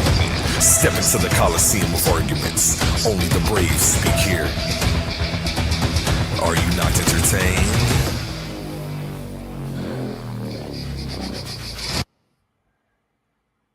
And back to you, gentlemen. Appreciate it. yeah. It was it was on you, King So, Naga, to so, respond. so, what make you say that that the sperm come from the mother? Because your physical body develops in your mother. So it's like even though you get this information from your father, all of your body parts are created from cells that your mother gave you. You know what I'm saying? So it's like your arms, your testicles, and the abilities of such, your heart, your brain, all of that is an intelligence. That's the body that your mother created. It created this body to do this, and it can't create a body to do something if it doesn't have that intelligence in it somewhere. Yeah, but she don't have a Y chromosome. It's like she got two X's. We have an X and a Y, so she can't create no nuts and all of that unless she get a Y chromosome. No, so, okay. Well, testicles isn't like okay. I Now believe that that the Y comes from the X. I believe that the X chromosome creates the Y chromosome, and that's why the Y chromosome is so exclusive in a man because it's like, what does that do? But carry that information from that man, right? It's just yeah, it's just that simple to me. I don't look at two X chromosomes as well. It doesn't have a Y. It can't do this. No, the X is the complete to me. The Y is the not incomplete, but it's a different version that came from the X.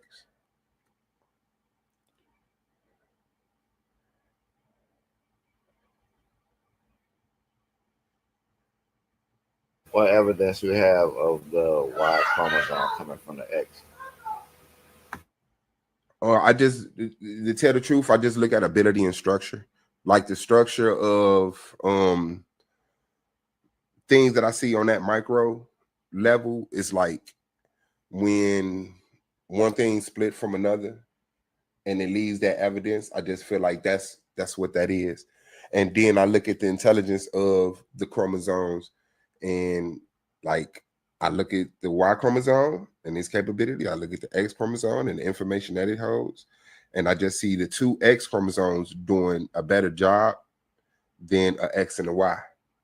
You know what I'm saying? So I just kind of a window that I'm willing to jump out of at times. But yeah, I do look at the Y chromosome that's coming from the X chromosome. So your mother having two X chromosomes is like more information. Well, it's true that the Y did evolve from an X chromosome, but you know what I'm saying? Like So when why you did you talk just ask about, me that then? or when you talking about, yeah, let's see where you was at. You know what I'm saying? That was a heat check, but it's like when you talking about the sex of the child that's being born, that's determined by whatever the father passed on in the childbirth process. You know what I'm saying? And that's what I was saying. Give me 1 second. I'm sorry. I just got a phone call. I'm sorry.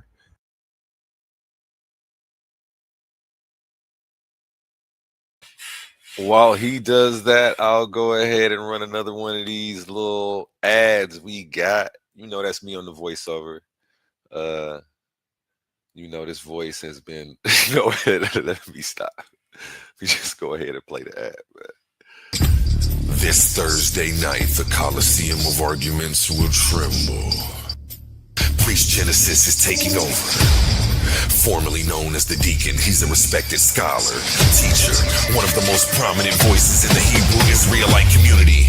And now he's bringing that fire to the debate stage. No sugarcoating, no compromise, no hiding behind falsehoods. Priest Genesis is taking all challengers, every false prophet, every fake doctrine, every so-called scholar who dares step into the arena.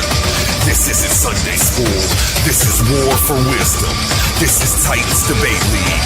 Thursday night on the Coliseum of Arguments. If you fear correction, stay home. If you crave truth, step into the Coliseum. Only the brave speak here.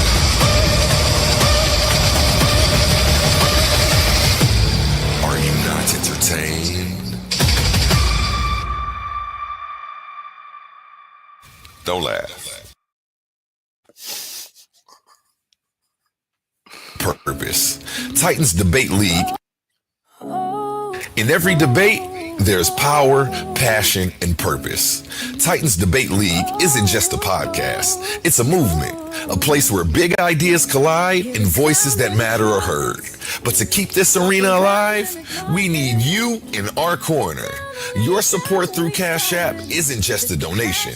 It's an investment in truth, in dialogue, and in community. Every dollar helps us bring sharper debates, stronger guests, and bigger opportunities for growth. And here's the best part. When you give, you're not just supporting us. You're standing tall as part of the Titan family. We see you, we value you, and we appreciate you. So if you've ever felt inspired, challenged, or entertained by what we do, show some love and send your support to $Titans Debate League at Cash App today. Again, that's $Titans Debate League at Cash App today. Together, let's keep this debate alive, keep the fire burning, and keep the Titans rising. Have a blessed day. Recommend surgical precise pen, hand heated, the room will spin. If men get treated, them goons gon' spin. Level heads with feet, paradigm to box you in. Got a pair of dimes in the box you in. Don't matter, paradigm, pair of nines, and your clock won't spin.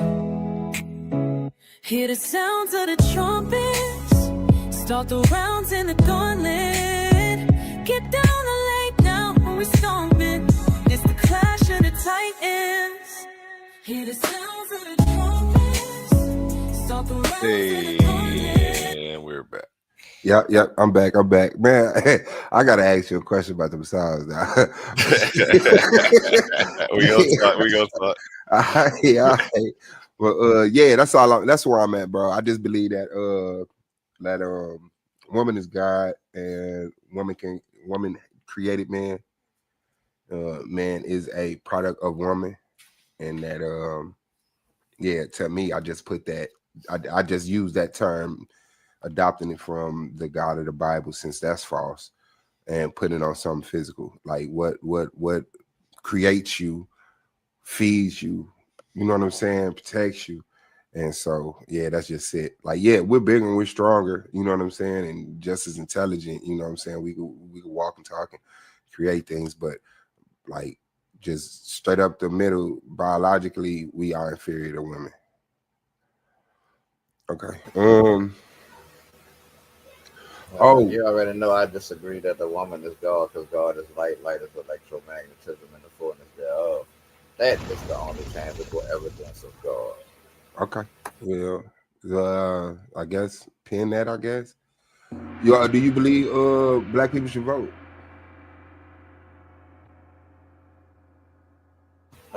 Shit. Vote. I don't see. I don't see why not. But do I think voting changed it? No, we got to do more than Then that's a vote. reason why not. It doesn't change nothing. Man, it is what it is. Say it again. It is what it is. What that mean? Shit, don't change it. No, I'm saying. It is what it is. Okay, so now do you like I don't see why not though. I mean, shit. because it doesn't change anything. Voting is supposed to change stuff, and if the voting doesn't change stuff, isn't that a reason why not to do it?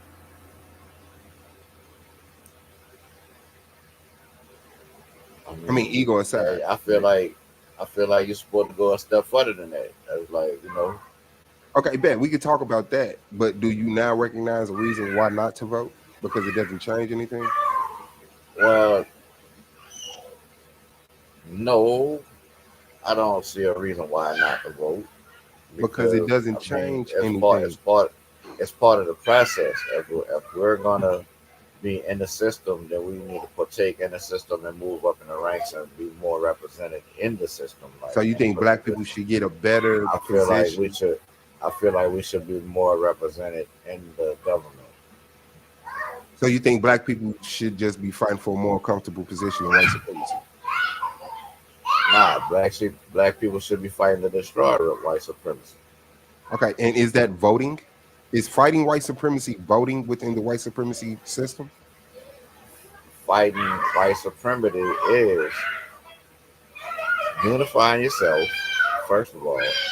Uh huh. You know what I'm saying? Getting your numbers up, Uh huh. and then accomplishing your goals. And once you get your numbers up in unison, your vote will mean more. You'll go from being a regular vote to a delegation. You know what I'm saying? It's like we need to be on that type of time. Okay, so you think? Okay, what did that look like? What does that look like? How that? Can you make that? That look like us with our own political party. Uh huh. You know what I'm saying? Doing for us group economics and you know what I'm saying all of that and putting our own representatives in the positions. You know what I'm saying? That we should really be doing that. We should be putting our own representatives in position. Ain't no Okay. way why we shouldn't be. Do you think we haven't done that already? We have not Hmm? started our own political party and elected officials. Black people didn't. Not in mass. No. What you mean in mass? Do you recognize that we did that in history? Like black people collectively, like and like supported a party and like their leaders and You see, you say it supported a party. I yes, a party said, that they identify, independent party, not Democratic Republican. well, this party is called niggas, never ignorant and getting goals accomplished society. Oh shit. Okay. Okay. So so if black people created a political party called niggas, you think that we could vote our way out of white supremacy? I feel like we could group economics our way out of anything. You know what I'm saying? We You don't shouldn't have have to to. vote to do We group economics. I'm asking Yeah, about you the don't. true The political. voting. I don't feel like voting is a requirement. You know what I'm saying? It is not the only means of our liberation. You know what I'm saying? Just voting won't ever get it done. You know what I'm saying? That won't ever get it done. Okay, so what do you think will make a greater impact if black Uh, people? had a political party named nigga and voted, or if all black people held their vote and start participating in the voting system? Well, if you start participating in the voting system without nationalizing before you do that, then you're going to be on the short end of the stick because you're not going to get the little things that you do get from the government. You know what I'm saying? What do we get from the government? Black It's people don't like get anything from the government. you get the same rights everybody else get. Yeah, but that you don't have to be black to do that. Like I'm Nah, you saying, don't. there are Right. unique, So right. there are unique I'm not looking. situations. I'm not looking for special treatment. You know what I'm saying? That's me. I'm not looking for a special treatment. Uh, you know, I'm human just like anybody But else. You know what I'm saying? isn't And I that what demand that voting respect. is? Isn't voting like, hey, we're underrepresented, and so we need special representation, a special treatment that allows for everybody else's agenda to get pushed to the side while we gain a little bit more momentum and representation to get resources so that we're not so forced to the bottom of the barrel. Like, isn't that what voting is? What I'm talking about doing is getting a million niggas into this Who? A political million? a million niggas into Uh-huh. this political party. And once we get a million niggas, we're gonna come online. You're gonna pay dues into the political party, right? $40 a month. So every month, this political party is bankrolling $40 million. After 2 years, then we're gonna launch, you know what I'm saying, nonprofits and business ventures. And that and those nonprofits and business ventures are going to focus on those million people, helping those million people. What And does the as the voting have companies to do with it? listen, and once the number once the revenue becomes steady, you know what I'm saying, then we start hiring, funding politicians Oh shit. and getting them to push our policy. Whatever us million niggas agree on that's best for us, then we're going to get these policies pushed through Congress. You know what I'm saying? Because now we have the money to do it. So that we have to go past voting. You know what I'm saying? We have to go But beyond that. what is the necessity of voting? That's my only question. 501c3s bet. Collective housing and numbers bet. Group economics bet. What are we getting from going to the polls? 100 deep, a million deep, 10 million deep. What are we getting from When going to the polls? you're getting counted. You know what I'm saying? You're getting counted, and it's like districts are funded based on those numbers. You know No, what I'm that's saying? the census. Yeah, That's not that's voting. also the census too. But if you're not voting, if No, you're not it's vote, listen. exclusive to the census. If you're not voting and you lose your local congressman or your local representative, then your district is absorbed into someone else's district, and yes, you will lose Lose what? whatever that district you get absorbed in. It's like you gotta rely on them now. You don't have a city, so you ain't no telling what you might lose. Like what? Okay. So you know all people don't vote in every city, right? Yeah, I do know that. And you're saying that that has an effect on state or county or lines? Yeah, because they count how many voters they have in these districts. Okay, yeah. They count how many voters are in the district and then they redistrict the territory based off of that. Yes, if your numbers fall below a certain mark, yes, yeah. Could you give me an example of that? Because I'm really politically ignorant. I'll be the first to say I don't participate in the political system. It's shaky at the top, it's shaky at the bottom. They run us all the way to the corner. We'll vote locally because those people. Well, no, if it doesn't work at the top, it doesn't work at the bottom. The things that we're doing at the bottom, we could do without a governor, without a senator. It's the exclusive seat of the president of the United States, the head of the military, that needs to make some laws, policies, or whatever they call them that affect black people exclusively. And you're not getting that through voting. Like the Constitution says, you can't do anything depending on race.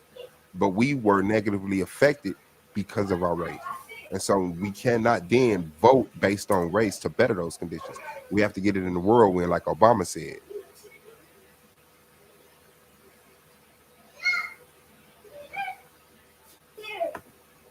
Like I don't see black I people mean, voting their way out of white supremacy.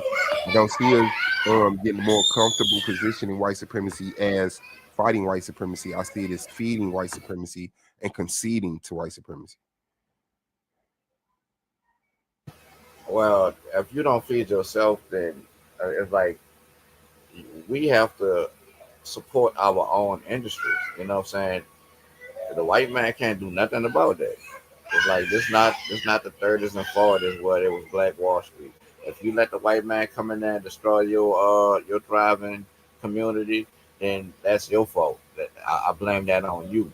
I don't blame that on the white man. You know what I'm saying? So it's like we have to support ourselves, and that's the goal of the million niggas. You know what I'm saying? What's Supporting the goal ourselves. of the million niggas voting though? I'm saying exclusive to voting. It's bigger than voting. Those million individuals vote however they want. Now, if we're all going to vote, all million of us, then we're going to come to an agreement on which candidate we're going to support.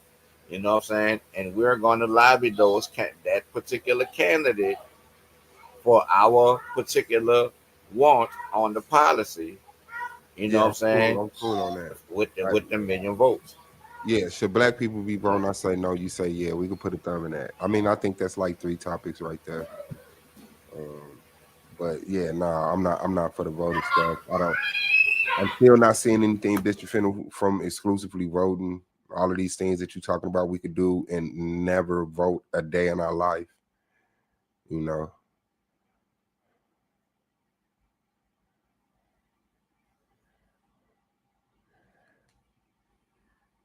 dad gang. Yeah, so that what you can put a thumb in that. So what else? Your turn. Should black people be voting in America? Right? Yeah. We could label. We could limit it to America. Yeah. I don't think we should be voting nowhere. But yeah, we could talk about the American situation Not even among yourselves. amongst ourselves. Yeah. If we get in that position where we have our own government, our own nation, stuff like that, yeah, like that's what we should be instituting, like voting amongst ourselves to lead ourselves, but participating in the elections, the United States elections, like no, no. I think that's when being an American conflicts with being black. Do you agree that being American conflicts with being black? No. Oh shit. You don't think being American conflicts with black? No. I don't.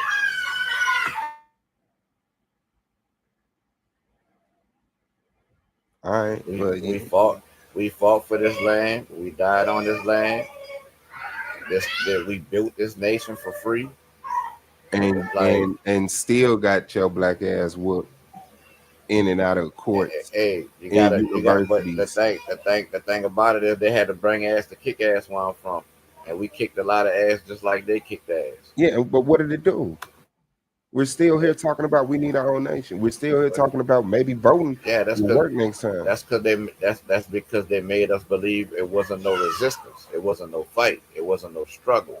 They made us believe that they just ransacked us and handled us however they wanted to handle us, when that is complete opposite of what's actually the truth.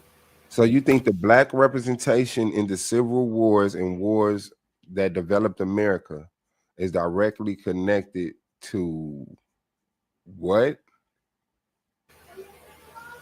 The people who were fighting against the colonies had runaway slaves with them, the maroon communities all throughout the southeast and the Louisiana territories. Yes, I get that. How does that kill the conflict between America and blacks?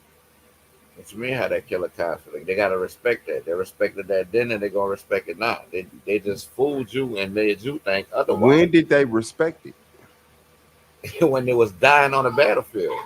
Oh, you mean individual white people respected individual black I'm people dying saying on the the war battlefield? generals was writing back to their superiors saying, if we don't do something, these niggas is going to overrun us.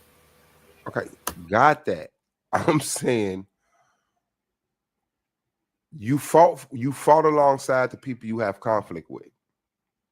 Where did the conflict get? When has white people collectively respected black people? What when? How far back you got to go Well, to show me that white people? I treat respect like this, bro. It's like I demand my respect. You know what I'm saying? All I can tell you about is from my experiences. Now, have I experienced white supremacists? Yes, I have experienced white supremacy, but I handle white supremacy just like I handle anybody else.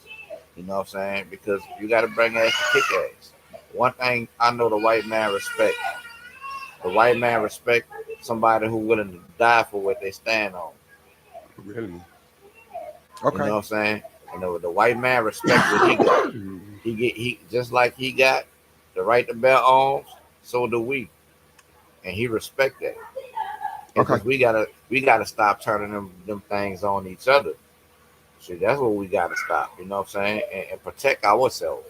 It's like I don't see a white supremacy boogeyman. I don't see that. That don't exist for me no more. Of Do course I not. do I do I see systems put in place that we need to fight to change and maybe even break away from? Absolutely. You know what I'm saying? But Mm, the white supremacists is not the boogeyman. They haven't been the boogeyman for me really virtually my whole life. You know what I'm saying? It's like I didn't inherit that type of, you know what I'm saying, demeanor. Like from my the people who preceded me, they didn't put that fear in me of white supremacy, of the white man, of the KKK. You know what I'm saying? It's like I never experienced the fear part of that. You know what I'm saying? Nah. So that's why I'm at with that because we never had a clan problem in New Orleans. We ain't never had them type of problems. Like they knew better. They knew to stop at the parish line. all right. They Well, I'm stopped, I'm good with that being Jefferson the title side. also. What? Does being American conflict with being black? Nah. Yeah, I say yeah. I, So what was the four titles?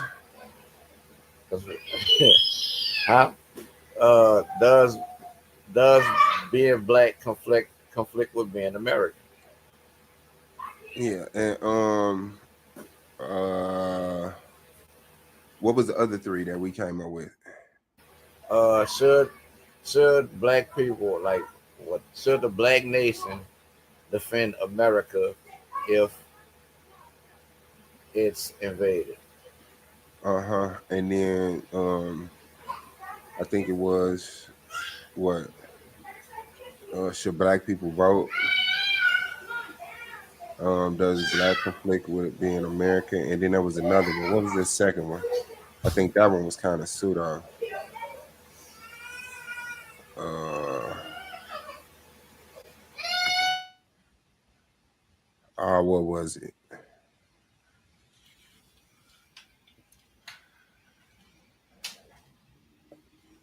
Huh. I can't remember. Hey, one, how many titles you guys wrote down? This the first one? Man, you know I only wrote the first one down. Okay. Alright. we, we, Hey, I'm we, gonna do better next time though, because no, it no, no, only gotta no. You happen to me good, once God. though.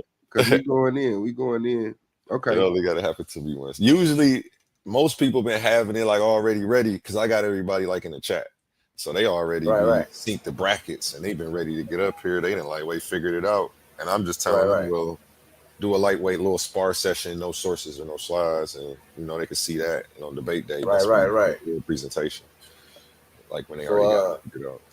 so what's the other two we got? You got the first one about defending America if it's invaded.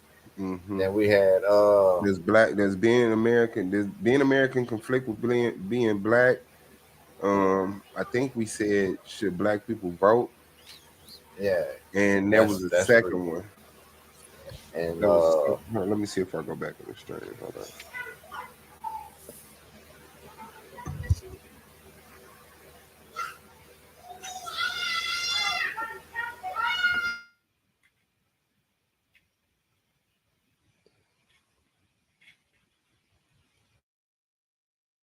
what happened?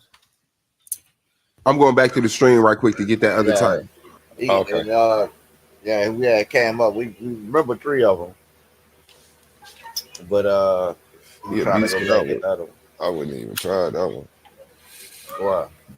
I don't know. I just would have thought it would have took too long live. But take your time. I'm gonna run an ad while you do that. That ain't gonna mess with what you Okay. doing up, is it? All right, I'll run this one right here. This Thursday night, the Coliseum gates open once again. Two titans of thought, two forces of intellect step into the arena where only the brave speak. Hemi the Barbarian, battle tested, judge approved, a record of 8 wins and only 2 defeats. Facing him, Isan, the world traveler, the teacher, the man on a mission, a messenger of the gospel of I, spreading his philosophy across borders and belief systems. The question, did Jesus resurrect according to the New Testament? 2 different minds, 2 different paths, one truth waiting to be revealed. Will Hemi's logic stand unshaken, or will Isan's conviction light the way? Find out November 2nd, 8 p.m. only on the Coliseum of Arguments. This is Titans Debate League, where intellect meets intensity, where words become weapons. Only the brave speak here.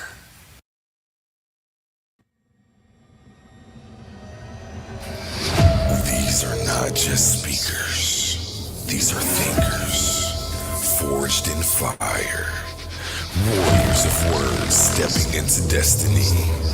Welcome to the Coliseum of Arguments, where logic clashes with conviction and ideas spill like blood in the sand.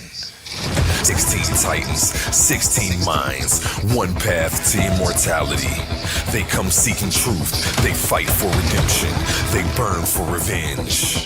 Featuring the intellectual elite of the Titans Debate League. Every round a new war, every word a new weapon. Every titan ready to fall or rise in glory.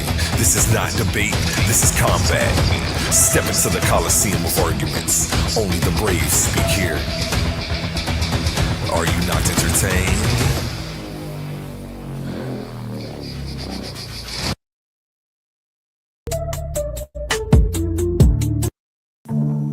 Amazing news! At Titans Debate League is now looking for interns. We are expanding our team and seeking driven individuals who are ready to make an impact. We're on the hunt for talented people to join our marketing team, a charismatic new host, and creative minds who can produce amazing content. If you have a positive attitude and are used to winning, because that's what we do here, then we want to hear from you. Join us and contribute to a culture of excellence and success here at Titans Debate League. Email us today, titansdebateleague@gmail.com. Looking forward to hearing from you. Where Infinity Gauntlet is a mere toy compared to the intellectual prowess build and destroy the cipher. Intellectual. Suave is funny. He said, "But I got to talk to you about these songs, man."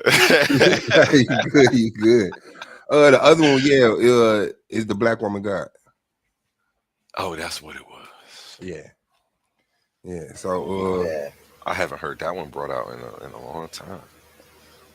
yeah, that's one of them ones that was like ahead of my time that, has to come back in my time.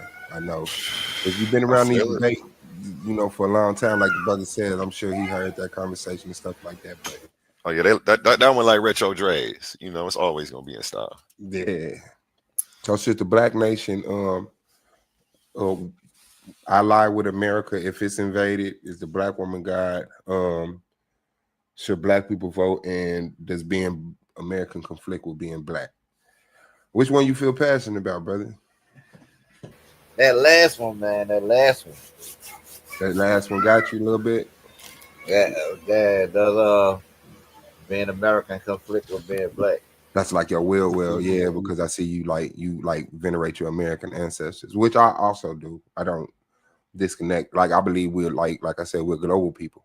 I'm one person. I was born in 1979, but if you brought up every ancestor I had, you would have every nation on earth. So I'm a Chinese, American, African, Australian, European, and Arctican. You know what I'm saying? But for some reason we like to limit, to whatever I guess you culturally are close to, this, that, and the other. But culture can flip in a couple generations. Your culture was different from your Yeah, great that's true. grandfather's culture. You know what I'm saying? Like they That's were true. hard Christians. Yeah, I You would mean, be at war with them if you met them, and you know what I'm saying?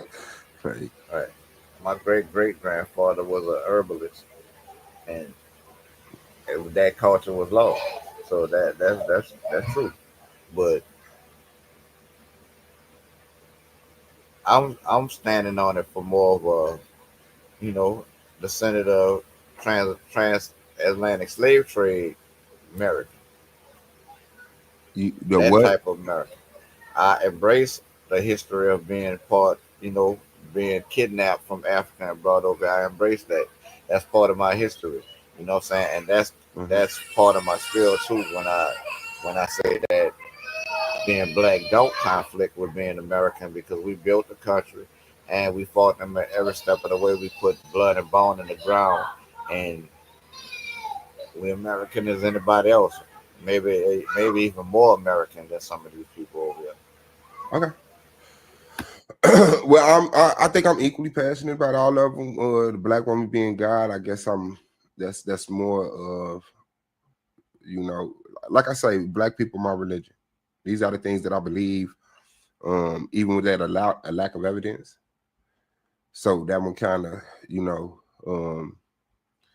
it, if anybody seen my base, I debate shit stuff that's important. You know what I'm saying? So it's like, even if I lose, it's like, okay, like at least the information got out there. Right, But right, right, right. does being American conflict with being black? I'm more confident in that one. I say if that don't run you away from the title. So I mean, we can lock that one in. We can lock that in. Boom. You know what I'm saying? It's like, hey, like I said, I always got a saying I used to say before every debate, bro. It's like, no, there are no losers in a debate. You know what I'm saying? I come into every debate trying to learn. You know what I'm saying? Trying to take something away from my opponent, win, lose, or draw. You know what I'm saying? And hope that the information get out there for the viewers. You know what I'm saying? So they could grow and learn, and we all grow and learn together. So it really ain't no losers in the debate. You know what I'm saying? Everybody win. Understood. Understood. We got an A1. Talk to me. Talk to me. Yeah, this is being American conflict. Just being American conflict with being black.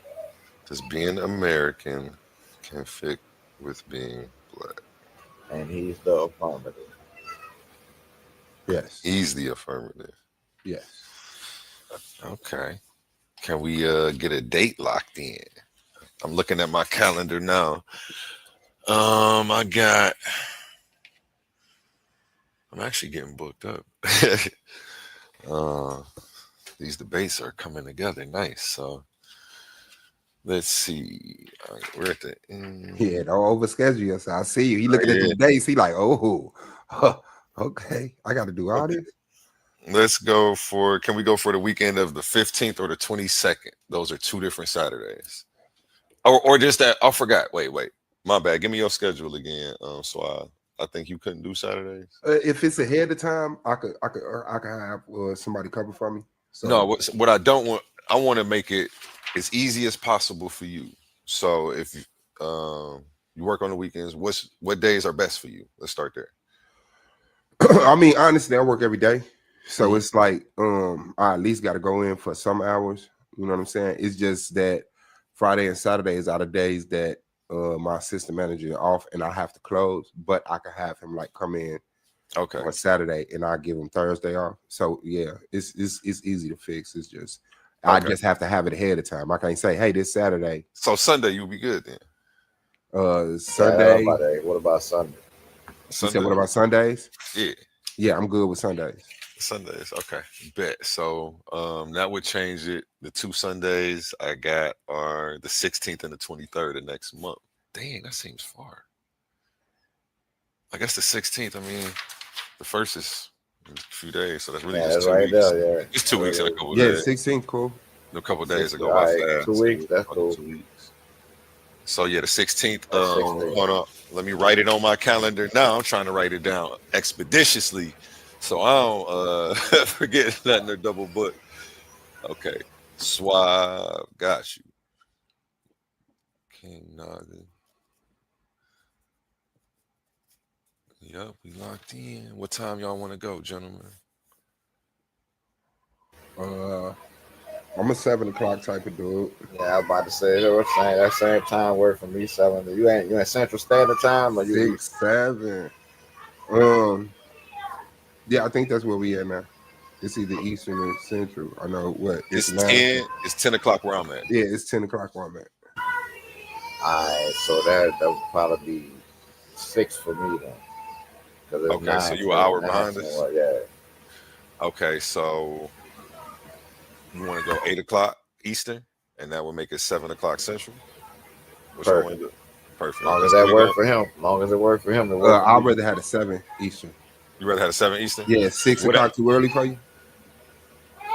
Yeah, kinda, cause Okay. Okay, yeah. 8's good then. Okay, 8 p.m. We are locked in, gentlemen. We are locked in. These guys did it. 2 warriors of intellect step into the arena. Decorum on 10. They settled their issues, came to a topic. This is how it's done. Let's give these gentlemen a round of applause. This is how I like to see it, man. This is how I like to see it, man.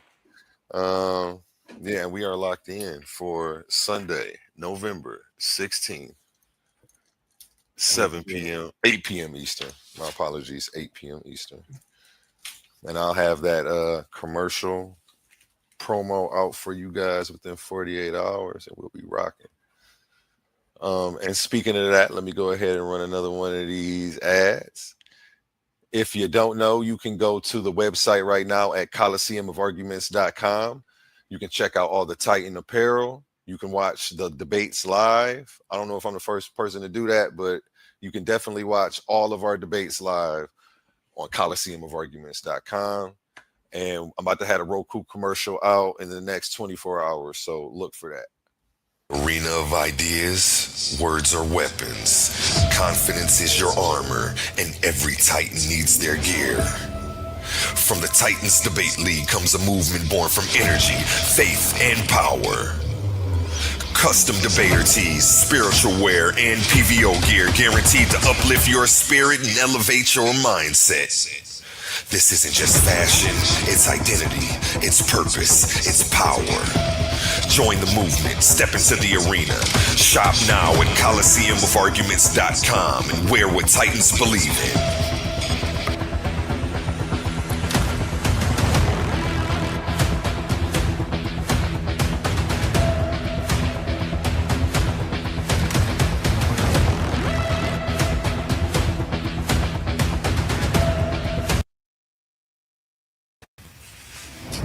This Thursday night, the Coliseum gates open once again. 2 titans of thought, 2 forces of intellect step into the arena where only the brave speak. Hemi the Barbarian, battle tested, judge approved, a record of 8 wins and only 2 defeats. Facing him, Isan, the world traveler, the teacher, the man on a mission, a messenger of the gospel of I, spreading his philosophy across borders and belief systems. The question, did Jesus resurrect according to the New Testament? 2 different minds, 2 different paths, one truth waiting to be revealed. Will Hemi's logic stand unshaken, or will Isan's conviction light the way? Find out November 2nd, 8 p.m. only on the Coliseum of Arguments. This is Titans Debate League, where intellect meets intensity, where words become weapons. Only the brave speak here. Yes, don't miss that, y'all. November 2nd, 8 p.m. Eastern. Did Jesus resurrect according to the New Testament? Hemi and Isan, man, shout out them. Shout out Titans Debate League, and shout out you guys in the audience. Can't forget y'all. Give yourselves a round of applause as well. Shout out to the Titan family. And back to you guys, gentlemen. Man, I just want to say thank you, A1, for providing such a quality content platform. Shout out to King Naga, my now locked in op. You know what I'm saying? It gets rough from here. You know what I'm saying? It took a couple of shows for to get locked in. Yeah. Nah, I had it to was let a decent, 7 man. It was very healthy. I think it was, I don't think we kicked the dirt up like most people would wanted to see, But the debate will be different. So I give y'all that, man. But yeah, shout out to you, man. Thanks for the conversation. I do respect you, you know what I'm saying, intellectually. You do not come off as as crazy or weird or some type of just nutso. So it should be a great debate, brother. I know this is where you live at. You know what I'm saying? Like you spoke on being American, and so I know you're pretty strong when it comes to that banter. And so putting together the presentation, and I'm gonna see what I can do with that, bro. But yeah, definitely. I see you Already, guys. likewise, man. It's a mutual respect we got between us. You know what I'm saying? It's like I look forward to it. You know what I'm saying? And may the best man win. It's like, hey, let's put on a show for the people, bro. Like it sounds like you're a gamer like me. You know what I'm saying? The back and forth trying to get to know and feel each other out, bro. I'm more calculated. You know what I'm saying? And I listen. I pay attention to what's being said. So it's like, but the debate is fireworks. So let's get it, man. The people coming. Let's put on a show for them. Yeah, that's hard, bro. That's hard, bro. Yeah, y'all make sure y'all subscribe, man. Y'all make sure y'all send a dub to that Cash App, man. Support the Titans Debate League, the greatest debate league on earth. So Let me run that ad one more time. In every debate, there's power, passion, and purpose. Titans Debate League isn't just a podcast, it's a movement, a place where big ideas collide and voices that matter are heard. But to keep this arena alive, we need you in our corner. Your support through Cash App isn't just a donation, it's an investment in truth, in dialogue, and in community. Every dollar helps us bring sharper debates, stronger guests, and bigger opportunities for growth. And here's the best part. When you give, you're not just supporting us. You're standing tall as part of the Titan family. We see you, we value you, and we appreciate you. So if you've ever felt inspired, challenged, or entertained by what we do, show some love and send your support to $Titans Debate League at Cash App today. Again, that's $Titans Debate League at Cash App today. Together, let's keep this debate alive, keep the fire burning, and keep the Titans rising. Have a blessed day. Recommend surgical precise pen, hand heated, the room will spin. If man get treated, them goons gon' spin. Level heads with feet, parrot down the body. Yes. Okay, and we are locked in that title one more time again, gentlemen, so I can drop that in the chat. does being American conflict with being black? It's being November American. 16th, Sunday, 8 o'clock Eastern Standard Time. Suave B.O.S versus King Naga, man. On the Coliseum of Arguments. Titans Debate League. Conflicting. Hey, y'all go check Suave B.O.S out over there at the Argument League too, man. Go give him a like, follow, and subscribe. You dig? Yeah, come through, hit that panel, talk your shit too. You know what I'm saying? Like, that's just how I run my, it's just not a debate league, it's an open platform. So, Yes, sir. Appreciate you. I think that was to all of us, those in the crowd and King Naga as well. Yep, shout out. Oh, I would say and I don't know, does being American conflict with being black? Does being American conflict with being black? I think that's the same shit. It's being American conflicting with being black. Yeah, I'm cool with that. Yep. I deleted it that fast. You see how I got rid of it. It's being American. Okay. Yeah. I don't know, because I was already like in my head doing my opening. It was like, take your time now before I type it back in. Just make sure. Yeah, I think that does being American conflict with being black? Does. I'll put does. That sound good to you, King Naga? Yeah, that sounds good. Gotcha. Let's see, bro, man. And shout out to Team Naga, man. I appreciate y'all strength and y'all unity. And shout out to the AOI. That's me and my brothers, Affiliation of Intelligence. Go, man, Brandon Bay, Wicked Radical. I'm Pool Pro Black. And our sisters. So, yeah, man, I likes that. Let's get this nation, man. All Yeah, right. Naga world order is Naga over everything. yeah, it is. Knock over everything, man. Let's go, let's go, let's go. And there you have it, family. Two titans just intellectually sparred. Suave Boss, the revolutionary voice, preaching black power and breaking boundaries. King Naga, the master of metaphysics, the man who says God is light and light is electromagnetism. They came, they clashed, they illuminated the truth, but only one can move forward in this tournament. So now we wait until Sunday, November 16th, 8 p.m. And we're going to see who walks out victorious, who walks out with the crown, who walks out with the $50.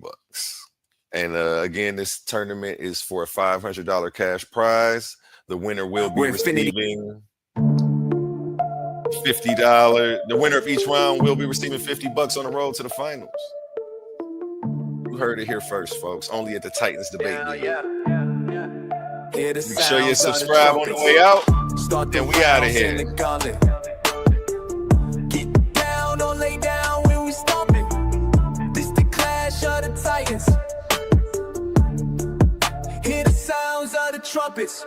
Start the rounds in the gauntlet. Get down, don't lay down when we stomping.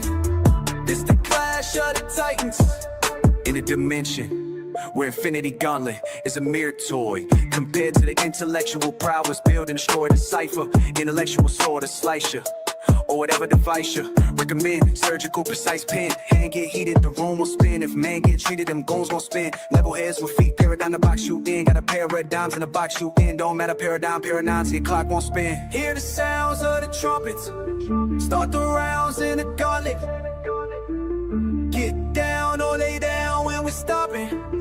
This the clash of the tigers. Hear the sounds of the trumpets. Arena of ideas, words are weapons. Confidence is your armor, and every Titan needs their gear. From the Titans Debate League comes a movement born from energy, faith, and power. Custom debater tees, spiritual wear, and PVO gear guaranteed to uplift your spirit and elevate your mindset. This isn't just fashion, it's identity, it's purpose, it's power. Join the movement, step into the arena. Shop now at ColiseumOfArguments.com and wear what Titans believe in.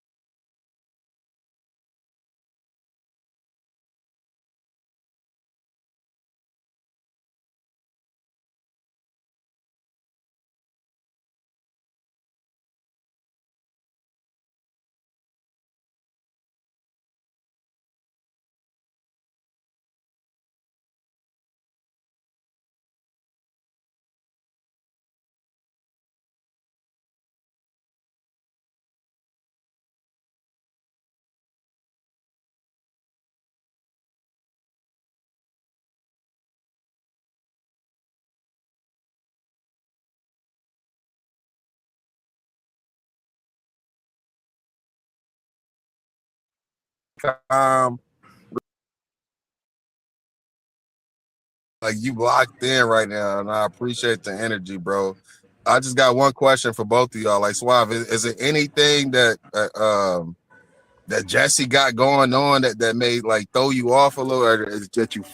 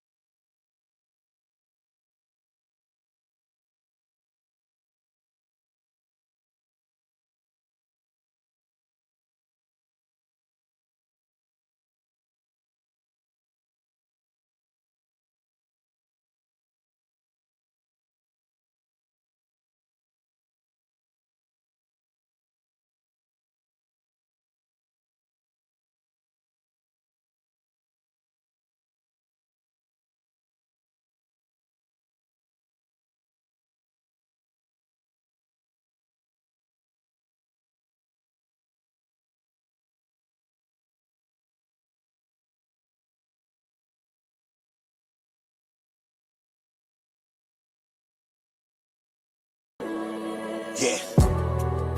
Better days, I pray for better days. Working hard cause I want extra pay.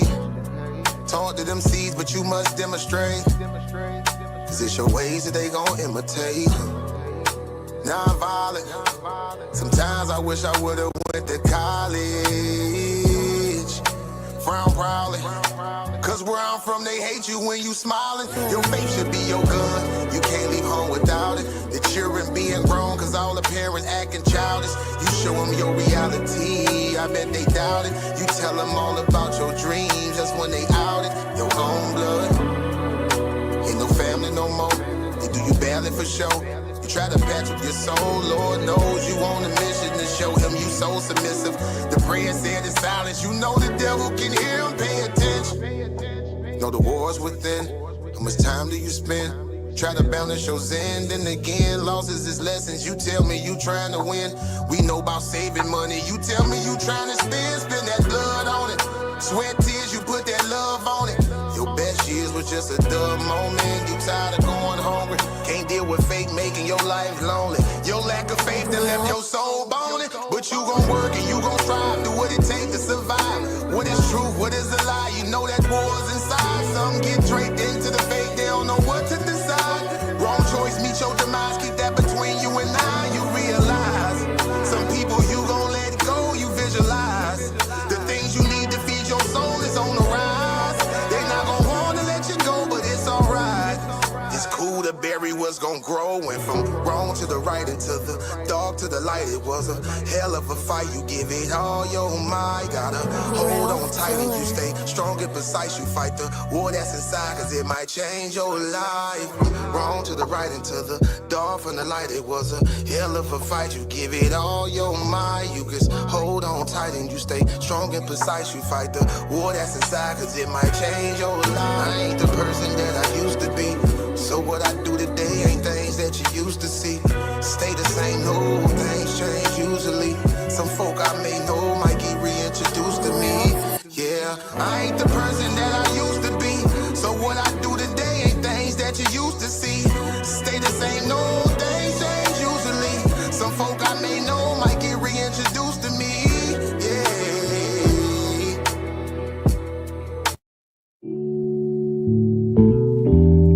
Yeah. Don't be stressing on the dumb shit, cause God is gonna make a way. Just keep going and keep your faith. so you can win this race. This race called life, yeah, yeah. This race called life. This race called life, yeah, yeah. Race called life.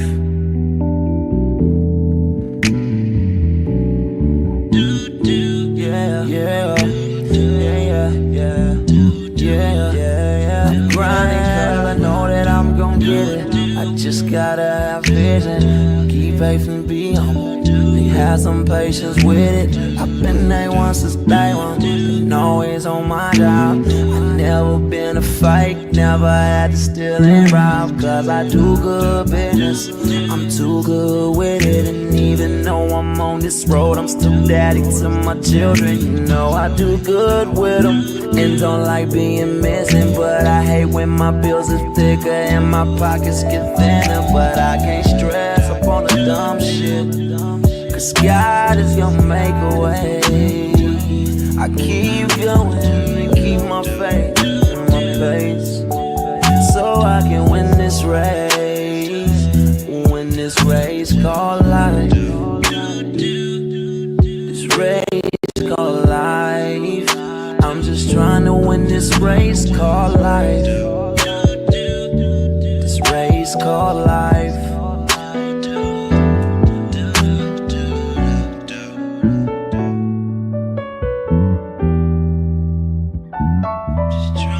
This race called life, yeah.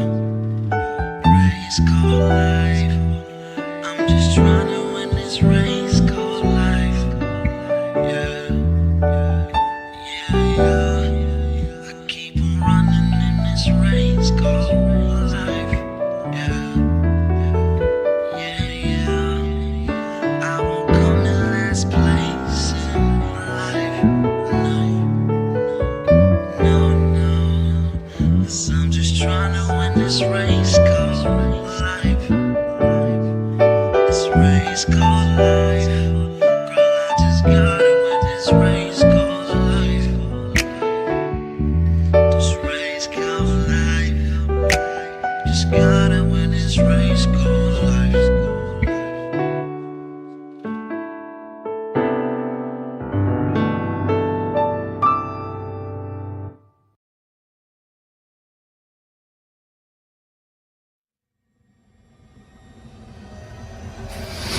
These are not just speakers. These are thinkers, forged in fire.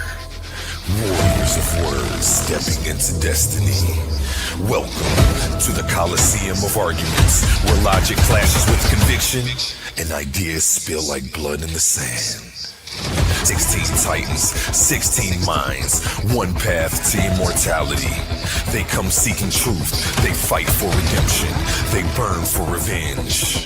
Featuring the intellectual elite of the Titans Debate League. Every round a new war, every word a new weapon. Every titan ready to fall or rise in glory. This is not debate, this is combat. Step into the Coliseum of Arguments. Only the brave speak here. Are you not entertained?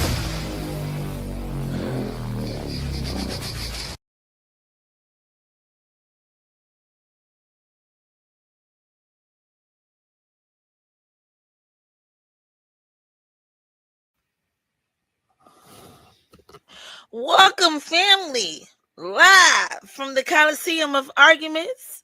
Tonight we have two heavyweights step into the ring to settle once and for all the argument of being an American in the conflict of being black. So the topic is being American in the conflict of being black. In the right corner, the Black Powerhouse, the Argument League champion, the man who brings all the pressure, the position, the track record of shutting panels down. Suave B.O.S. the boss. Yeah, man, it's the boy Suave B.O.S, man. I just want to say Black Power. Shout out to both hosts, man. Shout out to the judges. Shout out to my opponent, man. Black Power. I want to first off give an honor to my mother and my father. and their parents who created them, and they create me. Shout out to the AOI. Shout out to the Argument League. Shout out to Snapping Off. And let's get it. It's gonna be a good one. And in the opposite corner, the high energy, the God of light himself, the God, the I'm sorry, not the God of light, the prophet of light himself, the fire starter, the verbal wrecking ball, the man who comes in swinging every time, King Naga. What's good, people? This your boy King Naga NWO, represent Naga World Artists, Naga over everything. You heard me? Shout out to all the platforms out there doing your thing. You know what I'm saying? Me and my opponent, we cool, you dig? But once we step in that ring, it's all fisticuffs. We the ops for about 2 hours. You know what I'm saying? Check us out on Naga 9 Studios, Naga Nexus on Facebook. Today, people, our topic is: does being American conflict with being black? Again, the topic is: does being American conflict with being black? I'm gonna yield the floor. We starting off with Suave B.O.S. Brothers, go ahead and oh, you already shouted out your peoples and gave the shout outs. What I'm gonna actually do before we get started, let me pull my camera up so everybody can see me. I'm gonna go ahead and bring the rules back up so everybody is on the same page as to the rules of engagement. I did play these rules at the face off, but just so that way we're all on the same page again before we get started. I've learned that this is just something that I have to do to avoid confusion later on. So let's get into it. All right, warriors. Listen up. Clash of the Titans official debate format. Rule number 1, order of speaking. The affirmative, the side advocating for the resolution, always presents first. Rule number 2, opening statements. Each debater delivers a 3-minute opening address. Rule number 3, argument rounds. There are 2 rounds per participant. Round 1, presentation of their primary case. Round 2, rebuttal of the opponent's arguments and or further development of their own position. Each round lasts 12 minutes. Rule number 4, turn order. The debater who speaks first will also close second in the rebuttal rounds, Q&A period, and final summations. Rule number 5, cross-examination. Each participant has 10 minutes to interrogate their opponent. This time belongs to the questioner. Pauses or hesitations are counted against their allotted time. If progress stalls, the moderator may intervene only to keep the exchange moving, not to address the judges or the audience. Rule number 6, closing statements. Following Q&A, each debater is granted 3 minutes for a final summation of their case. May the odds be forever in your favor. Okay, gentlemen, any questions about the rules or the format before we get started? Nah, I feel pretty confident in understanding it. I understand it. You know what I'm saying? Just tell a ref to be watching because he might have to throw in the towel when this fight get ugly. Understood. I hope you as good as debating as you are as talking trash. Let's get it. Let's give these 2 gentlemen a round of applause for stepping into the Coliseum of arguments. Only the brave speak here. And let's get into it. Let me remove this down. Who took the affirmative again? Suave B.O.S. I know that. I just wanted you guys to say it for the record. So, Suave, you will be going first. Let me remove this. All right, I just need to know if my screen is changing when I present full screen, because I usually have 2 screens. Right now I'm working with one. Your screen is showing right now. What I'm going to do is changing as well. So, yeah, I can see it. It went from your family photo to a picture of... Yeah, I meant to show this in the beginning, man. Shout out to my mom and my father, man. Oh, yeah, no doubt. All No right, doubt. I'm good, Hold bro. on, let me get your time clock pulled up. Is there an alert, like a 5 minute, 3 minute, 1 minute alert or something? Yeah, I do a 6 minute. There's 12-minute rounds, so I do one at 6 minutes, which is the halfway mark, and then Uh, I do one around 2 minutes. Sometimes you will. It might not be exact, but I always let you know exactly how much time you have left. So if I say it at 150, I'll be like, you have 1 minute and 50 seconds left. Um, sometimes I'm a couple seconds late, but yeah, I'm on it like that. So you will get a 6 minute warning and a 2 minute warning. And I'm okay. setting two clocks here just to be crazy stuff has happened. I had Google freeze on me one time, so I'm gonna do it on my tablet as well. Actually, I'm just gonna do it on my tablet. Set timer for 3 minutes.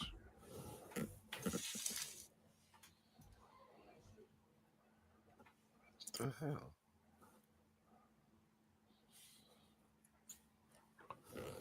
Why was that a problem?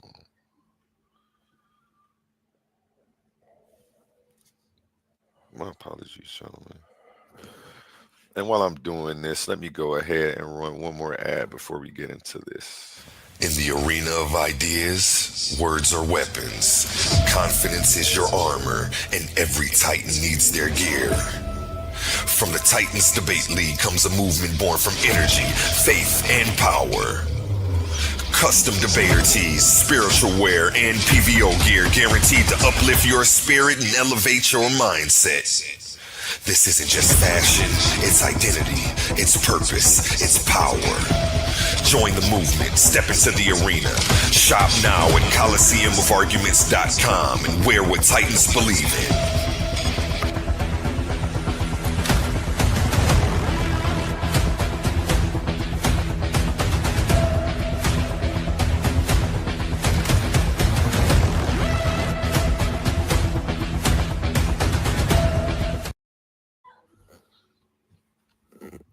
And we are back. I have the timer set for 3 minutes. Your screen is sharing. This is the opening or your introduction. I will give you a 1 minute warning on this, and time starts when you start, Suave. Okay, let me go on the presentation mode and then we can get it, man. Get it in, man. Hit that like button, share it if you got a platform. Let's do this for real. All right, we're in the building. I'm good.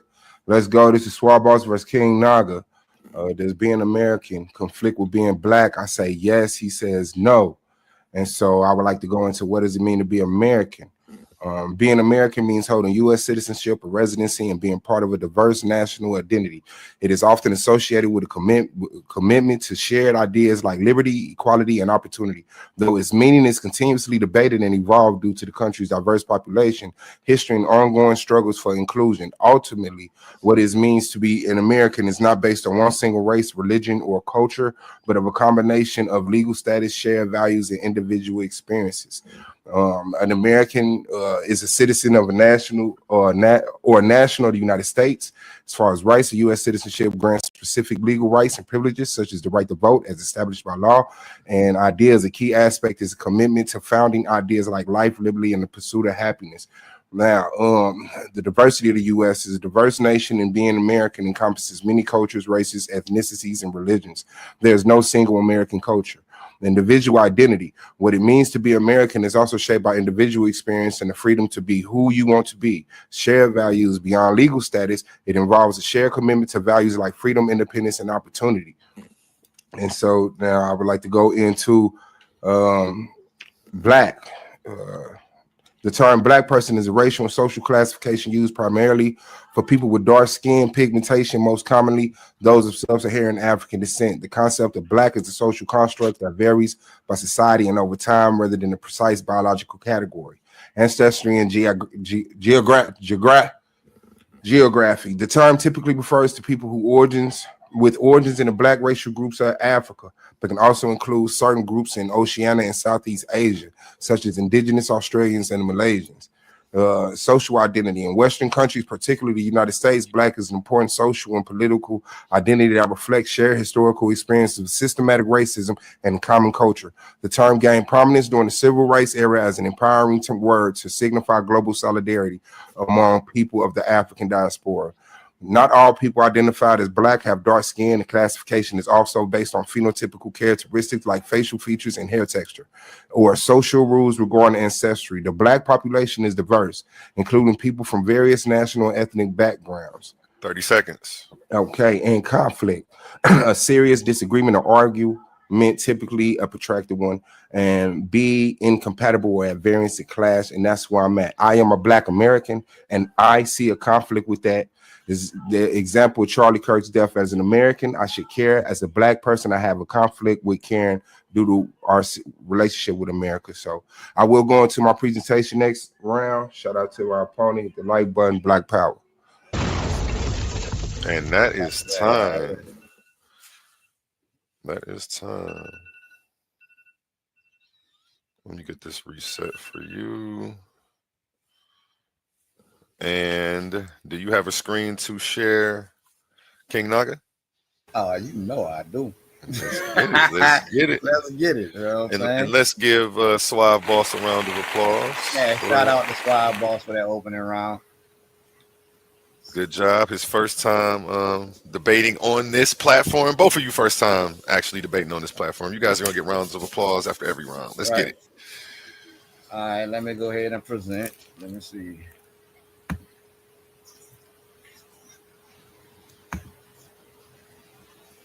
All right, my opponent just made a mistake calling himself Black American, which shows that being black does not conflict with being American.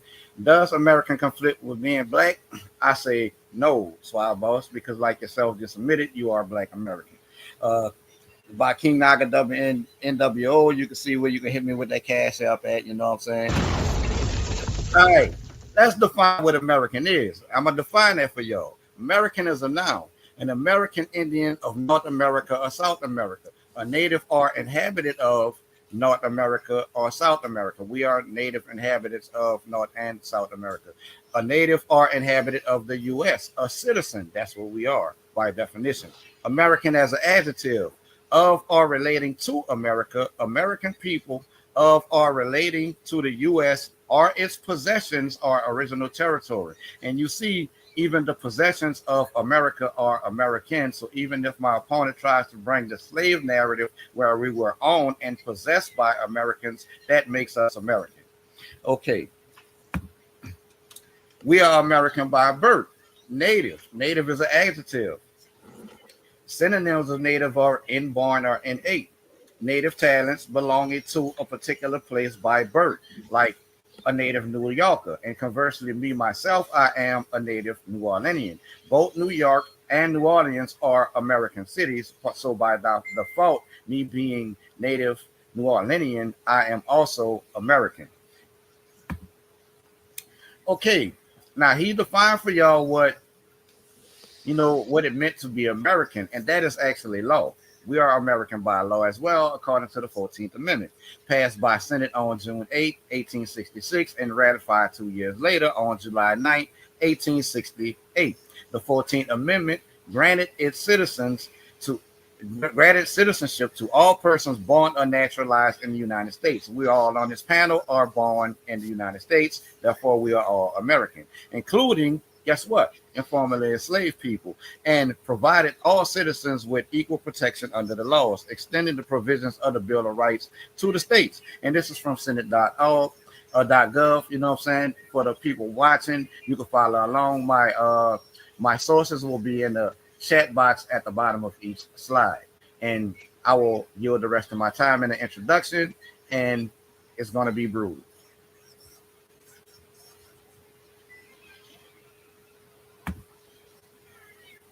You had 26 seconds left and you yield the rest of your time? Well, I cook for 26 seconds without sharing. 14 now. Go ahead. Go ahead. You know what I'm saying? It's like, man, our ancestors put bone and blood in the soil over here in America to be American and have land and freedom in America. And I honor those sacrifices. That's why I am American. That's time. That's time. I don't like this on this tablet because my screensaver keeps coming up. So I'm going to go back to bringing up a little tab and pulling it in the corner. I have to figure out how I can get the timer on the screen so everybody at home can see it as well as you gentlemen, the duration of each round. Um, I'm only familiar with how to do one screen share at a time, but I'm gonna figure it out. Okay, so next round one. Let me get the 12-minute timer set over here.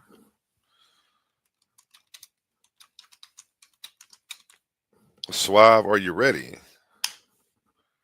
Black Power. And time starts when you start. Let me see if I can bring a counter up on mine. You usually be able to bring a counter up. For real, on the screen? Yeah, like the PowerPoint when you in presentation mode, it'll throw a timer up there to let you know how long. Oh, Yeah, that'd be nice. I don't know how it works when I want to pause it for you or things like that, but understood. Well, it's a no, it's start. cool. Come on, let's get it. We just gonna fly. Oh yeah, I got it over here on this other window though. I'm ready for you. Time starts when you start, sir. All right, for sure. Yeah, as I said, I am a Black American, and that's why I know that there's a conflict, right? Why? Because America owes my people, Black people, period. Now, reparations, advocacies see reparations as a moral imperative and necessary step for healing the nation's racial wounds. The goal is to repair the damage and empower African Americans socially, economically, politically, and culturally, enabling the reconstruction of institutions destroyed by governmental actions. Which governments? The United States. Now, as an American, I would be like, yo, let's get over this. You know what I'm saying? But as a Black person, I never will. Historical injustices. Proponents argue that the United States was built on the theft of Black lives, labor, and futures through slavery and subsequent discriminatory policies like Jim Crow laws, housing discrimination, and mass incarceration. The government sanctioned these practices and reneged on promises like the post-Civil War 40 acres and the mule land grants, which could have provided a path to economic self-sufficiency and autonomy. America owes land to Black people. The 40 acres and the mule reparation from the source right here. In 1865, General Sherman's Special Field Order number 15 provided for 40 acres, plots, and land to be distributed to some formerly enslaved families. The mule was later added. Okay, the reversal, the promise was rescinded by President Andrew Johnson, who returned the confiscated land to former slave owners after Abraham Lincoln was assassinated. This reversal is widely seen as the first major broken promise of reparations, leading to a sense of betrayal and a significant missed opportunity for Black families to build economic independence. Systematic racism, from slavery's legacy of forced labor and unpaid work to the Jim Crow era and beyond, systematic racism have been a constant factor for the dispossession of Black land. Discriminatory policies. Federal policies like the Homestead Act of 1862 gave land to white families, but often excluded Black people. Black land laws between 1865 and 1919, Black Americans amassed millions of acres, but 97% has been lost due to discriminatory practice and theft. I have a conflict as a Black American with that. Modern consequences. The wealth gap. The historical and ongoing loss of land is primary reason for the vast racial wealth gap in the United States. Check that out. The unfulfilled promise of the 40 acres and a mule remain a central point in the modern movement for reparations to address the historical injustices and economic disparities faced by Black Americans. Yes, you can be Black and be American. America owes land to Black people. Reparations for slavery. Hold on. Did it just do the same thing? Did the gap need to be addressed through reparations? Okay, bet. Yes. Historical injustice. Proponents argue that the unpaid labor, enslaved people, and subsequent discriminatory practice like Jim Crow had created lasting racial wealth gaps that need to be addressed through reparations. That's a conflict in as a Black American. Economic calculations. Economists have developed various models to estimate this debt. Some calculations focus on unpaid wages from slavery, suggesting figures in the trillions when compounded with interest. Now, as an American, I'm like, we can't afford trillions of dollars for nothing. But as a Black person, I'm like, so what? We want our money. Now, other models include compensation for wealth disparities resulting from housing discrimination, lack of business opportunities, and other systematic issues. This is American having a conflict with Black people. I don't know why my opponent doesn't see that. Supporters point to other instances where the U.S. government has paid reparations to certain groups, such as Japanese Americans, in turn during World War II as unprecedented for addressing past wrongs. In 2016, a report by the United Nations affiliated group stated that the U.S. owes reparations to African Americans. I agree. Arguments against reparations. A primary concern is that the immense cost. As an American, I care about the cost. I don't want America to go into debt, with some estimates placing the total well over what the U.S. government is currently spending on COVID. But as a black person, I need my bread. There are significant difficulties in determining who should be eligible for reparations. That's a conflict as being a black American. Some argue that current generations should not be held responsible. As an American, I kind of agree with that. But as a black person, it doesn't matter. You are living on the wealth of what was done to my ancestors. America owes education to black people. And the source here for Science Direct, slavery and suppression of education. During slavery, it was illegal to teach enslaved people. The post-emancipation struggles after the Civil War, formerly enslaved people fought to create schools and colleges, but faced immense opposition and lack of resources. The legacy of Jim Crow laws, and other forms of systematic discrimination perpetrated and segregated and underfunded educational system for black people that need to be fixed. Despite progress, black people, students often face challenges in the educational system, including discipline disparities, under-resourced schools, and ongoing achievement gap. The ability to afford higher education is often linked to inherited wealth, which whites and Americans got off of our people. Addressing historical harm, the concept of reparations is also framed as a way to acknowledge and address the lingering harm caused by centuries of systematic discrimination. And as a black American, both sides of that see a conflict there. Key component of these reparations propose to focus on education equality, invest in historical black colleges, increasing funding for programs, and revising unfair disciplinary practices. America owes black people sovereignty. The sovereign citizen movement in the United States, as the Anti-Defamation League, I did that the U.S. government owes black American sovereignty is an argument within the broader reparations movement. The concept of sovereignty is the context typically refers to the restoration of independence, autonomy, and self-determination for black communities as a form of redress for centuries of systematic injustice done by America. America owes black people health care. Pay attention. While black people, okay, those are my sources. Historical discrimination from slavery, where black bodies were commodified and often treated by veterinarians, whether they're physicians, to this 6 minutes. Got you back. To the exclusion of black doctors and patients from medical associations and hospitals, the medical system has a long history of discriminatory practices. Okay, ongoing disparity. Black Americans today face significant health disparities. Racial bias. Studies show that many healthcare workers harbor racial biases, such as underestimating black patients' pain levels or using biased metrics in clinical algorithms. Okay, also decades of discriminatory policies in housing, education, and employment have prevented black families from building generational wealth. This wealth gap means black adults are far more likely to be saddled with medical debt. 56% of black adults owe money for medical bills compared to 37% of whites. Systematic inequity. Advocates argue that health inequities and inequities are ingrained in a system designed to perpetrate harm, that policy choices at federal, state, and local levels have contributed to worse health outcomes for people of color. Proponents of the healthcare reparations argue that much like the U.S. government has provided compensation to other groups, they should be able to do it to us. Now, for the Center of Disease Controls, black women face disproportionately high mortality rates, particularly during childbirth, with the rate being nearly 3.5 times higher than that for white women. I have a conflict with that. In 2023, the maternal mortality rate for black women was 50.3% per 100,000 lives compared to the 18.6. And this is factors like systematic racism, limited access to quality healthcare, and insurance coverage gaps contribute to these disparities. I have a problem with that. And also the racism and discrimination we face cause mental health issues. Racism is a significant cause of poor mental health outcomes and mental health disparities among blacks.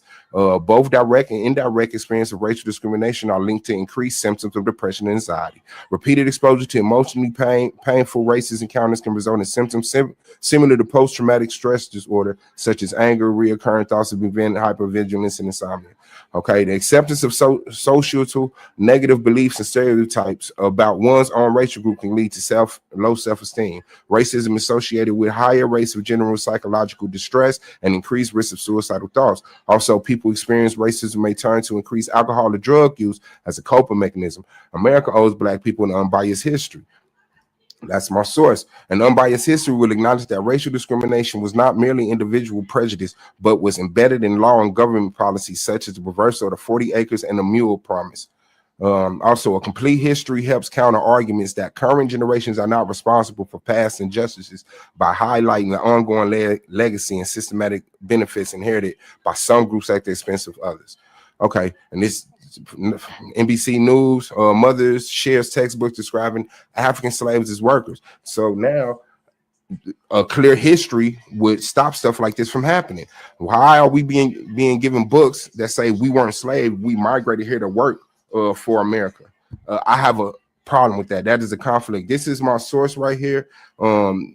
Chronicling 10 race massacres in America.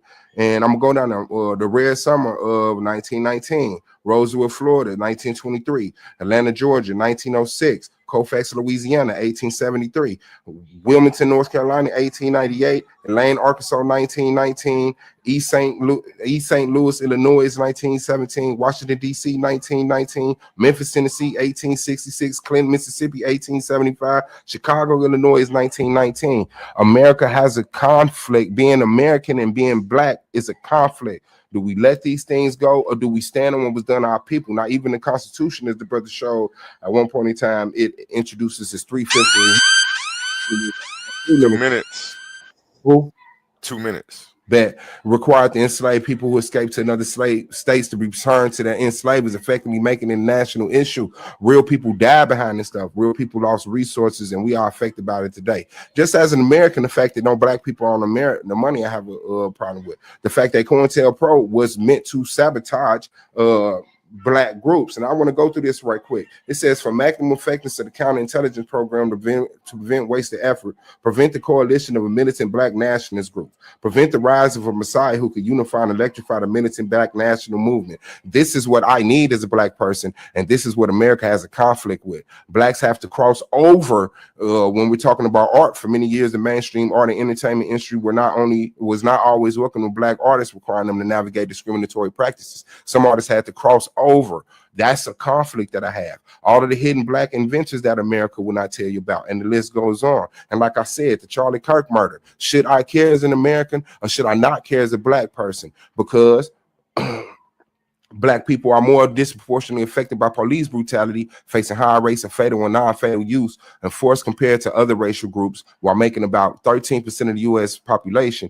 that account for a larger percentage of those killed by police, and are more likely to experience threat or use of force. 30 seconds. How many? 30. Okay, bet. The 22 survey found that the police force was rising of black, female, and older people, while specific data on non-lethal police violence is limited. Studies show black people almost are 5 times as likely. So example after example, even just being black, your black hair, we had to have a Crown Act for. Now that's something you can't even change.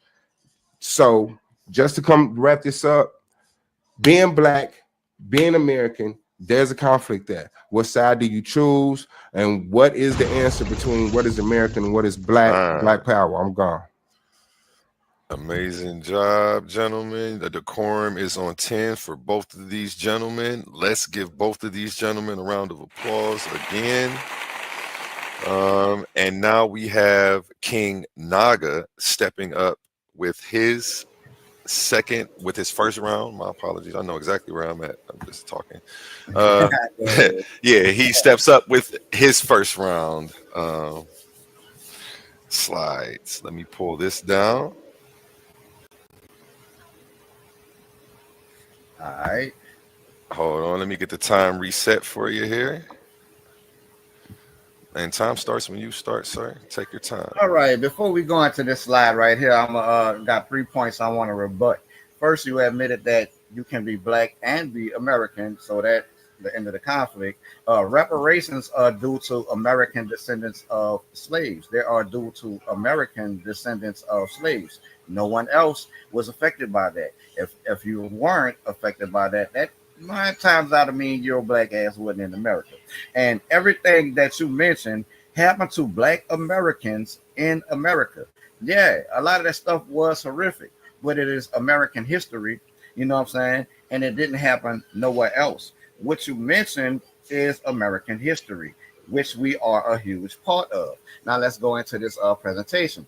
The first generation of enslaved Africans did not have a conceptualization of Africa. They identified with their respective ethnic tribes. The connection to Africa began with their descendants, thus resulting in an ethnogenesis of African American identity and culture. Let's repeat that. The connection to Africa began with their descendants, thus resulting in an ethnogenesis of African American identity and culture.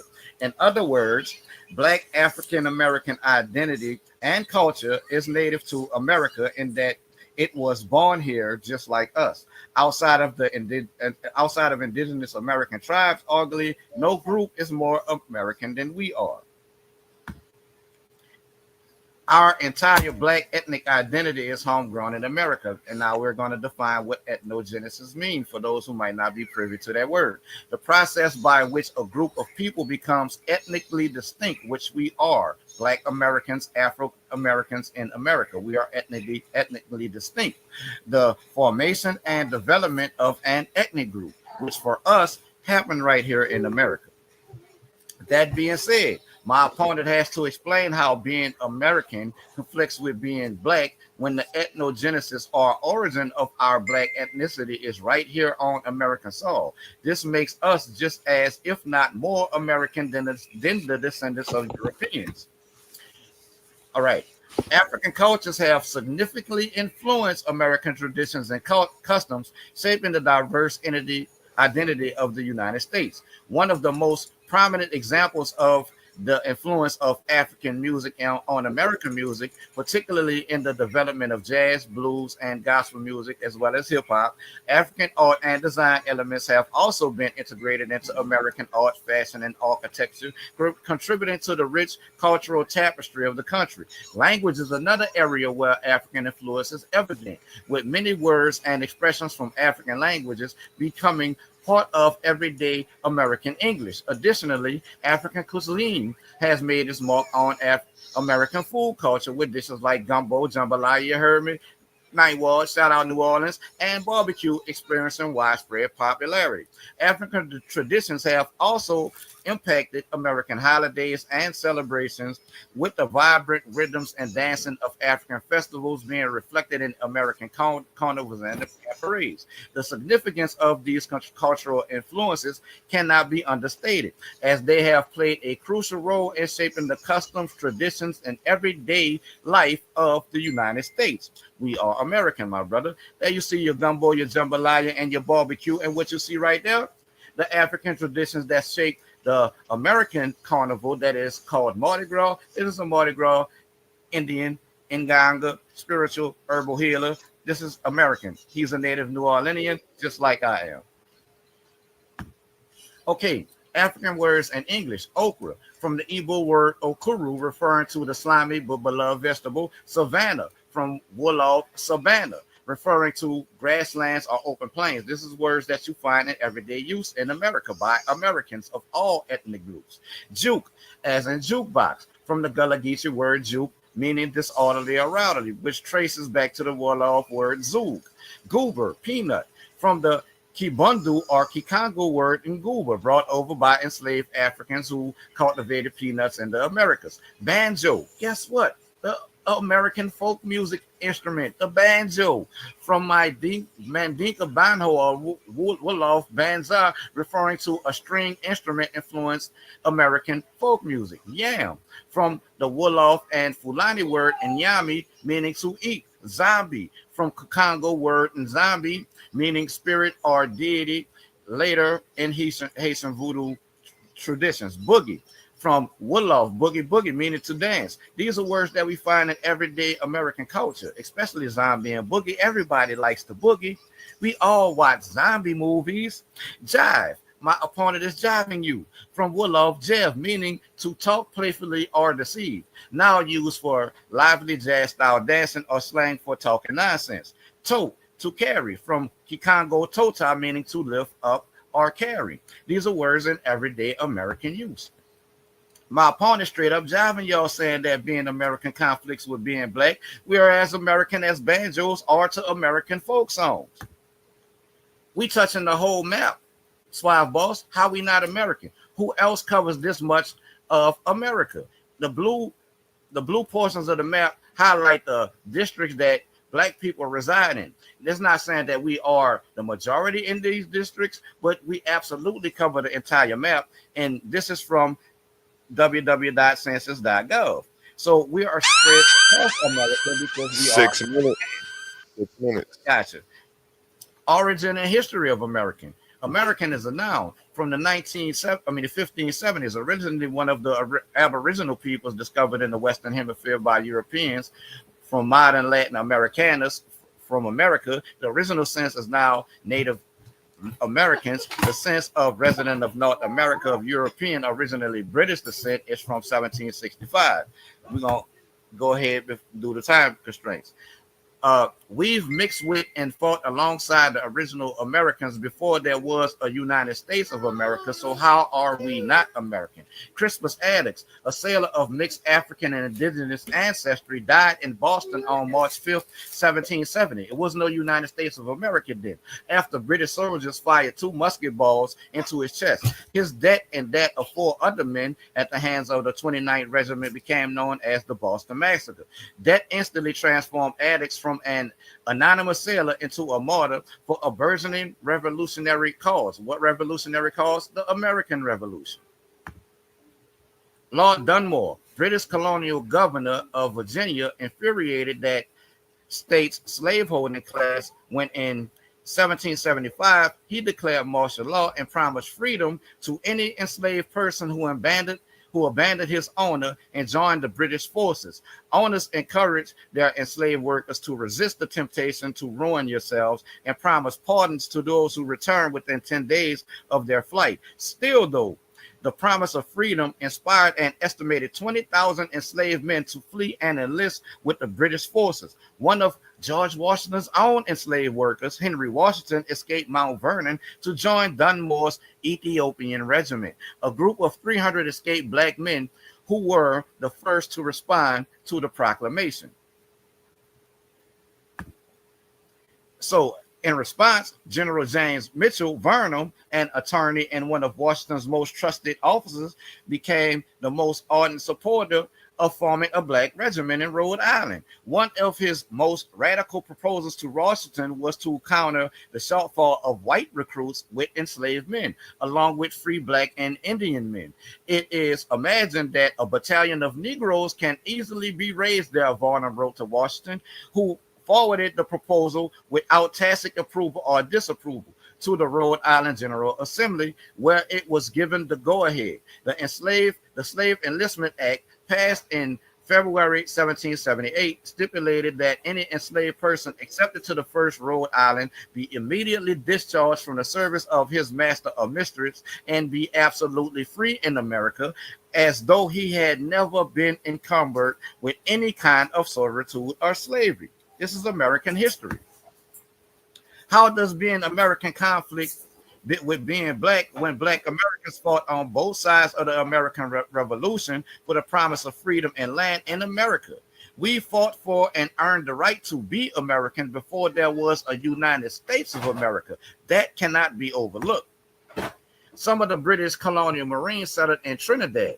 That's still the America, Suave Boss. Approximately 4,000 enslaved men, women, and children, mostly from the Chesapeake, escaped from plantations and farms to the British during the War of 1812 to take their freedom. About 200 of these formerly enslaved men joined the British military as troops and were trained at Tangier Island, where they were formed into the Colonial Corps of Marines, also known as Colonial Marines. The Colonial Marines, equipped with useful knowledge of the geography of the lands and water around the Chesapeake, participated in several notable British raids on the Chesapeake, including the British March on Washington. Yes, we were there with the British burning down Washington, D.C. and the Battle of Yorktown. A minute 45. A minute 45. Great Britain agreed to resettle the colonial Marines and their families in Nova Scotia and Trinidad.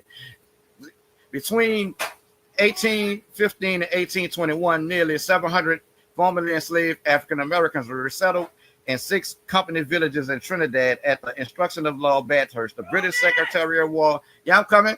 and the colonists' land in the Parima district in the south of Trinidad was distributed to the former soldiers and their families. Although slavery was still legal in Trinidad, the Americans were under the protection of British Superintendent Robert Mitchell. As you can see, even those who left and went to Trinidad called themselves American, which derives from American. Within a decade of their arrival, the settlers even petitioned to Superintendent Mitchell for resources to establish their own schools and churches, laying the foundation for what would become the Spiritual Baptist denomination in Trinidad. Many of the descendants of these settlers still live in Trinidad, some still in the original towns formed in 1815. The descendant communities refer to themselves as Americans, a term derived from American. You see that?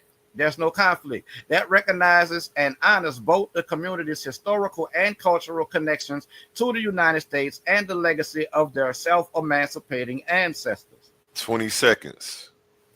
All right, from Trinidad to Liberia, Suave Boss, we identified ourselves as American through words like Americo and American. As you can see, that's a black man. Identified himself as American. As you can see, the Liberian national flag in the background is a play on the American national flag. Time. Give both of these gentlemen a round of applause for their first round. We're going to be moving into the second round now.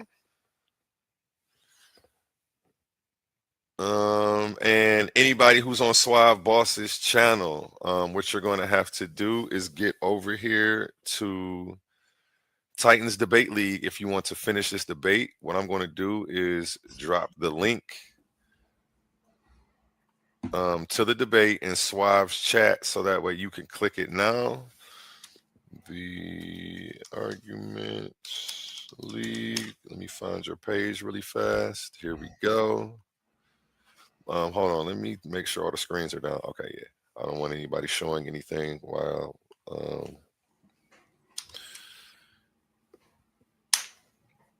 the clock isn't running for him. Okay, the link to the debate is in Suave's chat.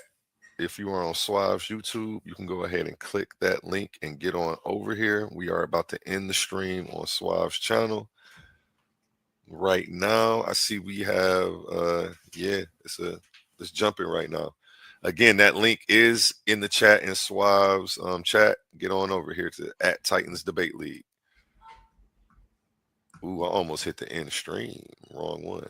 Let me just remove Suave's argument league. Remove.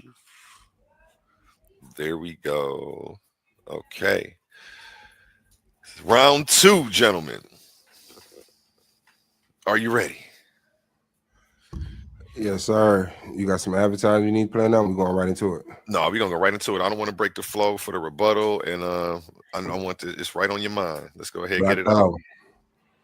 We're going to take a break between the Q&A. Nah, we're going to take a break at the end. We're just going to let it flow. Yes, sir. Time starts when you start, sir. Okay. Do you need to share a screen? No, I don't need to share a screen. I'm cool. 12 minutes. Time starts when you start. Okay. All right. Okay, I'm ready. Yeah. Since you're not hold on. My apologies. Since you're not going to share the screen, what I am going to do is just put you on the big screen for the duration of your 12 minutes. Yes. Let's get it. Now time starts when you start. My apologies. Okay, bad. Yeah, Black Power. My opponent said that I'm jiving y'all, but apparently he's jiving y'all. This debate is not, can you be black and be American? This debate is there a conflict there? I'm a black American, you're a black American, he's a black American. At times you have to choose whether you're American first or black first. And if you're black first, you meet these consistent everyday conflicts. Remember, I gave the example of Charlie Kirk. It was a horrific thing, right? White dude gets shot by another white dude on some white university campus in America. The black side of me says that's not my news. I don't care about that. I care about black people being locked up. I care about black people being killed. He ignores that and tries to define the debate as something else. So he's the one that's driving you. So just to put that back into perspective. Now, what he did with his sources is he showed you over and over again the conflict historically between black people who were historically enslaved here at that point in time. And not all of those people were in America. A lot of those people, most of those people came from Africa. And all they wanted to be let go and go back to Africa. Yes, some people were born into this land and going back to Africa was not a thought of theirs. I can understand that. But that does not throw out or dismiss the conflict that America caused by treating black people a certain way and then bringing them up in this land. There's the conflict within the conflict that the brother showed. Like that now there's a battle between whether the occupational corporation that stands on the land of America is the true America, or the people who were here in this land before that corporation existed are America. I don't understand what he's doing. His sources showed the music, connecting the music of black people to American music. But isn't that a conflict? Because I already showed that you got to cross over and win a predominantly white. And guess what white people don't want to hear about? How white people did black people wrong. That's why most of our music is trap music, sex music, drug music, because revolutionary music, black positive music, black first music, black power music does not make the mainstream because you cannot. Who's going to invest in that? That's a conflict. The fact that, yes, you can be American and be black, not the argument. The conflict is that America has a relationship to black people uniquely that put them at odds with the way that this system thinks. His sources showed freed black men or slaves fighting to be free black men, not joining their own army, not saying, hey, we are the slavery army and we will fight for this land here, but joining the British or joining the English or joining the North or joining the South, dressing up like white soldiers. Why? Why? What happened to the slaves who said, no, I'm going over here. I have nothing to do with that. I'm going to fight for the independency of my people. They were murdered and didn't make it into the history books. And that's why we need a true history, because he's romanticizing the fact that black people had a relationship with America on different levels. And I'm telling you that those relationships are the ones that are popularized, because the relationship that we truly have with America is a very ugly one and doesn't end up with us in pretty red and gray suits. End up with us hung as strange fruit from trees and planted in the ground. The history to never live on, never be written into these books. Just like I showed you, they trying to change it from slavery to migrant workers. That's a conflict. My American side has a conflict with my black side.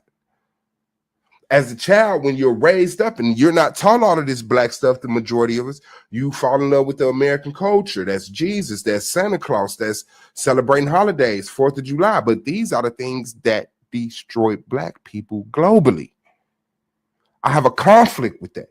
You have a conflict with that. There's a conflict there. America teaches that Aboriginals were discovered. How American are you as an indigenous person where you're discovered? That's not how we depict. We were invaded. We were colonized. That's the way that black people talk. But his source showed you Aboriginals were discovered. I guess Christopher Columbus discovered America. But that's not the story that indigenous black people tell, whether they're in Southern America, Northern America, Africa, Australia. They don't. These people never admit to being discovered.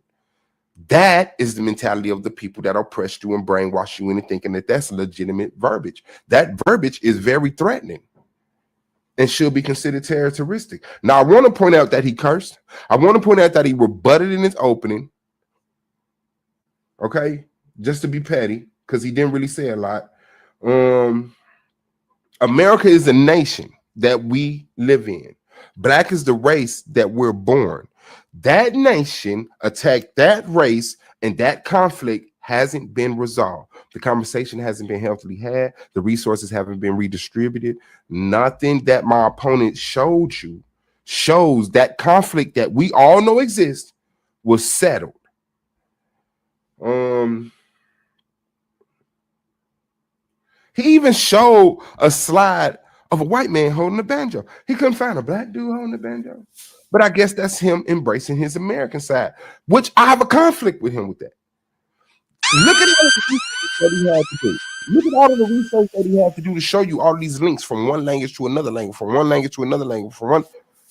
You didn't have to do all of that sweating and Googling and digging to find out all of these white words and white traditions and white culture and white food and white music. It was shoved down your throat because that's what America did to black people.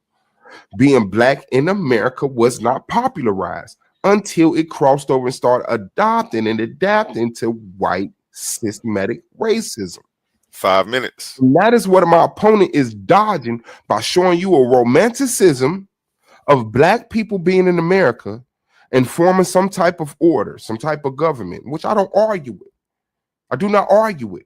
But what I'm saying is that even that in itself is a conflict. What America are you? Are you the America he showed? Are you the America that these rednecks show? You understand what I'm saying? Black people never initially cared about being American. America was the threat that was separating their people, snatching their babies out of the womb and crashing their heads against the ground between the heel of their shoe. And you telling me I want to be American? No. Where did my opponent actually talk about what we came here to debate? It's a very cartoonish thought to think that someone is illustrating the point that I can't be American and be black. No, I'm a black American. But what I can't be is American and black exclusively in all times.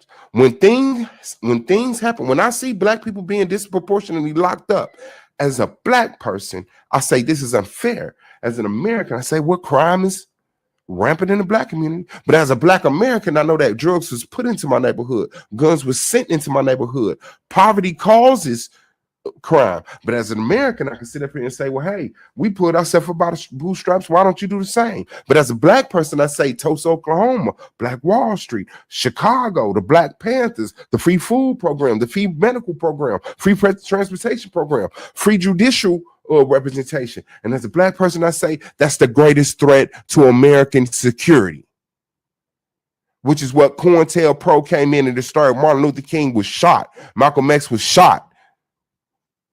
Fred Hampton was shot. There's a conflict.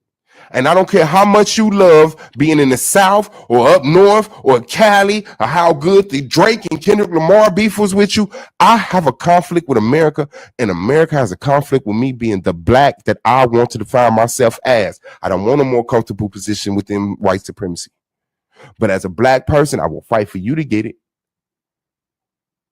There's a conflict there. Slide after slide after slide, my opponent showed the conflict. And then he thought he was going to play semantics with words and say, look, these are words that everyday Americans use. No, they don't. Sorry. You dug under a lot of rocks. You're a great researcher, but that's a shame that you have to be that great of a researcher to connect yourself to this stuff. And then he kept it exclusively to America, as if the definition of a black person isn't people of sub-Saharan African descent. So now there's another conflict, because that's how America defines black, but you define black as the people who were here before slavery. When are you going to talk to them about that? When are you going to talk to America about stop calling me African? Because that seemed like what you got a problem with. And if you don't, I'm sorry. But I didn't hear one point about us being from African descent. I would love to hear your rebuttal round to talk about the education, the land, the money, the healthcare, the sovereignty, the inclusion on our religion, the inclusion on our families. To set up these institutions to be so embedded in racism that even still today, there's such a large gap, science can't explain it other than racism. 1 minute. They have nothing that they could grab and persuade me to say, hey, do we live in a post-racial society? No, we don't. Black men and women are disproportionately locked up. We're underfunded in our schools. We're misunderstood in the healthcare. There's nothing that my opponent showed that even got the concept of the title. His romanticism for America made him go into his "we were here before slavery" bag. That doesn't dismiss the conflict between black people in America.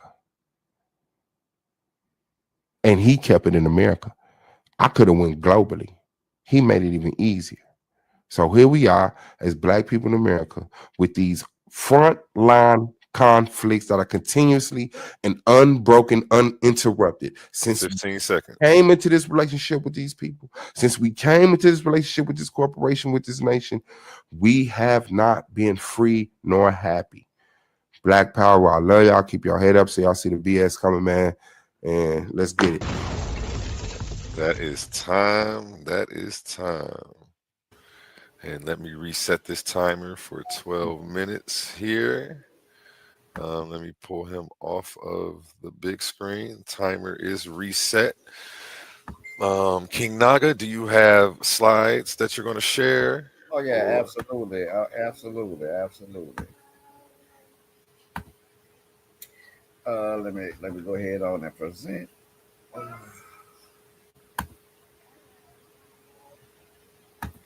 All right, 4 points to rebut. The title, Suave B.O.S, of this debate is: Does being American conflict with being black? It's not does being white American conflict with being black. It's not does being Asian American conflict with being black. It doesn't speak to that. You know what I'm saying? Black people, regardless of our plight, were born individually and ethnically in America. Therefore, we are American, regardless of our plight. Even the white people you mentioned in your rebuttal are in conflict over the treatment of its black American citizens. There's a conflict there even between white people on our treatment here. You know what I'm saying? None of my sources said indigenous people were discovered. So that, my friend, is a straw man fallacy. People of sub-Saharan descent identified by tribe and clan. We Americans identified them as black. All right. Now, again, from Trinidad to Liberia, we identified ourselves as American. The Americo-Liberian community is affirmed on this date in 1820. Congo people, the Congo people in Liberian English, are a Liberian ethnic group of African American, Afro Caribbean, and liberated African descent. This date was chosen to align with the Mayflower of Liberia voyage to Liberia from the United States. The sister ethnic group of Americo-Liberians are the Sierra Leone Creole people, who share similar ancestry and related culture. Americo-Liberians trace their ancestry to free-born and formerly enslaved African Americans who immigrated in the 19th century to become the founders of the state of Liberia. All right, we're going to skip ahead, right? So we see right there we have Americo-Liberians, a group of African Americans who founded the state of Liberia, identifying themselves as American by the term Americo. Americo or Americo-Liberian, or the informal colloquial name American, is an English-based Creole language spoken until recently in Liberia by Americo-Liberians, descendants of original settlers, freed slaves, and African Americans who immigrated from the United States between 1821 and the 1870s. It is distinguished from Liberian Creole or from Cru, and may be connected to Gullah and Jamaican Creole. Both the Gullah and the Jamaican Creoles are in the Americas. Whether in the Americas or Africa, we identify as American and are recognized as such. In Liberia, we see Liberians. In Trinidad, we see Americans. In the United States, of course, you have us, Black Americans. We are American. We fought again alongside the Native American for our freedom and land in the Americas. See, your angle only tells one side of the story. It only tells the side that the oppressors tell about, oh, we were just inflicting pain on them, and that was just that. But General Thomas Sidney Jessup wrote about American history on what he faced in America. Writing Secretary of War Joel Poinsett indicating his view on the need for a policy reconsideration, allowing some Seminoles to remain in Florida and driving a wedge between the interests of the Seminole Indians and the Seminole Negro Maroon allies. Seminole Negro Maroon allies. Those were black people among that tribe. The two races, the Negro and the Indian, are rapidly approximating. They are identified in interests and feelings, and I have ascertained that at the Battle of Wahoo, a Negro, the property of a Florida planter, was one of the most distinguished of the leaders. And I have learned that the depredations committed on the plantations east of St. John's were perpetrated, guess by who? You didn't learn this history. By plantation Negroes. Those same people you're giving us this woe is me story about fought back. That's the American thing to do. Headed by an Indian Negro, John Caesar, since killed, and aided by some 6 or 7 vagabond Indians who had no character among their people as warriors. Should the Indians remain in this territory, the Negroes, us black Americans, among them will form a rallying point for guess who? Runaway Negroes from the adjacent states. And should they remove, the fastness of the country would be immediately occupied by Negroes. We, sir, are the boogeyman of white supremacists. That's the American way. United States Congress, American Slave Papers, Military Affairs, right? By itself, this letter is perhaps the strongest documentary piece of evidence that the slave rebellion that took place in conjunction with the Joint Indian Maroon War in Florida constituted the strongest military threat the country ever experienced from organized slave resistance. You heard that? With the Joint Indian Maroon War in Florida constituted the strongest military threat the cover ever experienced from organized slave resistance, apart from the macro rebellion of Southern slaves that took part during the U.S. Civil War. In the letter, Jessup was conveying his personal assessment of the racial dynamics of the Florida conflict, opinions that history corroborated. Jessup revealed his clear understanding that the plantation rebels conspired with the Indians and black Seminole Maroons, that they rose to 5 minutes and 50 seconds. of the fighters and some strategic creators. He further ventures a realistic and informed opinion that a triple-headed hydra of Maroon Indians and plantation slaves would, if it remained unchecked, spread large-scale rebellion to the plantations of the South. So you can say me that war is me narrative. Then there's the Dead Massacre. The battle began either at 10 a.m. according to Alligator or at 8 a.m. and ending around 4 p.m. according to survivor Private Ransom Clark, with the Native and Maroon allies leaving around sunset. The Indians did not scalp or loot. They took food and some clothes and ammunition, but nothing else. Only when they had withdrawn did a swarm of Negroes come to kill the wounded and loot the dead. You heard that? Only when the Indians withdrew did a swarm of Negroes come to kill the wounded and loot the dead. Only 3 U.S. soldiers were reported to have survived the attack. Private Edward DeCourcy had been covered by dead bodies, but for ransom, the Negroes, after catching me up by the heels, threw me down again with that oath. He's dead enough. Then they stripped me of my clothes, shoes, and hat and left me. The Indians hadn't scalped or butchered the dead and wounded when they overran Dead's men. They were in a hurry and were after guns, ammunition, and supplies. But when the Indians left the field, Negroes, 50 or 60 in number, came up on horseback. And at this time, it was illegal for a black man to be on a horse. So every horse symbolized a dead white man. Entered the enclosure and commenced hacking and cutting the wounded in the most savage manner, with frequent cries of, "What have you got to sell?" What have you got to sell? We are white supremacy's boogeyman because we are black Americans in America.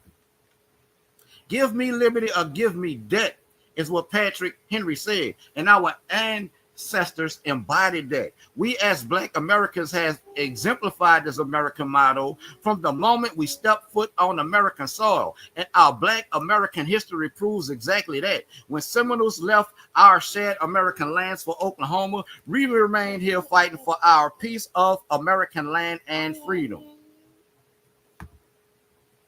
During the American Civil War, the largest group of African Americans to serve in the Union Army were raised in Louisiana. Shout out the Boots, you heard me. The majority of these men served within the series of regiments first designated the Louisiana Native Guards and later redesignated the Corps d'Afrique before being split into multiple USCT regiments. The regiments these men served and were first constituted by the Confederacy as a militia unit, and then after the Union regained control of New Orleans, was observed by the Union Army into the Department of the Gulf. Their contribution to the war was possibly the most significant act of any regiment raised in the South, and their actions directly changed African American society in New Orleans and all of Louisiana. This is American history. Look, during and after the Civil War. Let's throw it back to the 16th century for a minute. Tuscaloosa means black warrior in the Choctaw language. So here we have Tuscaloosa, a Native American chief, being referred to as black. He is Native American and black. So being black can't possibly conflict with being American, and being American can't possibly. 2 minutes. Being Native American doesn't conflict with being black. Even being Native American doesn't conflict with being black. Being American does not conflict with being black because black people have been integral to the United States since its founding, contributing to the nation's culture, economy, and defense from the very beginning. Key reasons supporting this view include integral to the nation's founding, and I could go through that, the constitutional basis, the ideals of freedom and equality codified in the U.S. Constitution and subsequent amendments provides the legal foundation for black Americans to claim their national identity. Shared national identity, this is what we have. Birthright citizenship, this is our homeland. Cultural contributions, you know what I'm saying? Black Americans have profoundly shaped American life, art, music, and politics, making their contributions inseparable from the broader American identity. Activism and patriotism, like you say, Black Power is a homegrown American movement, first coined by in America, right? Let's continue. 48 seconds. My opponent's logically fallacious one. My opponent's argument is a logically fallacious one to make. It presents a false dichotomy, either black or white. You know what I'm saying? It is hasty generalization, and he's making an argument from ignorance, and it's a biological fallacy.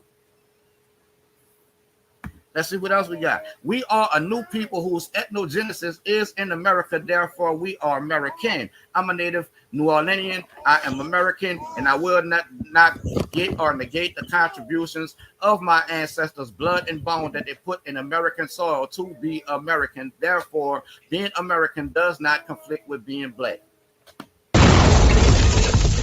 And that is time.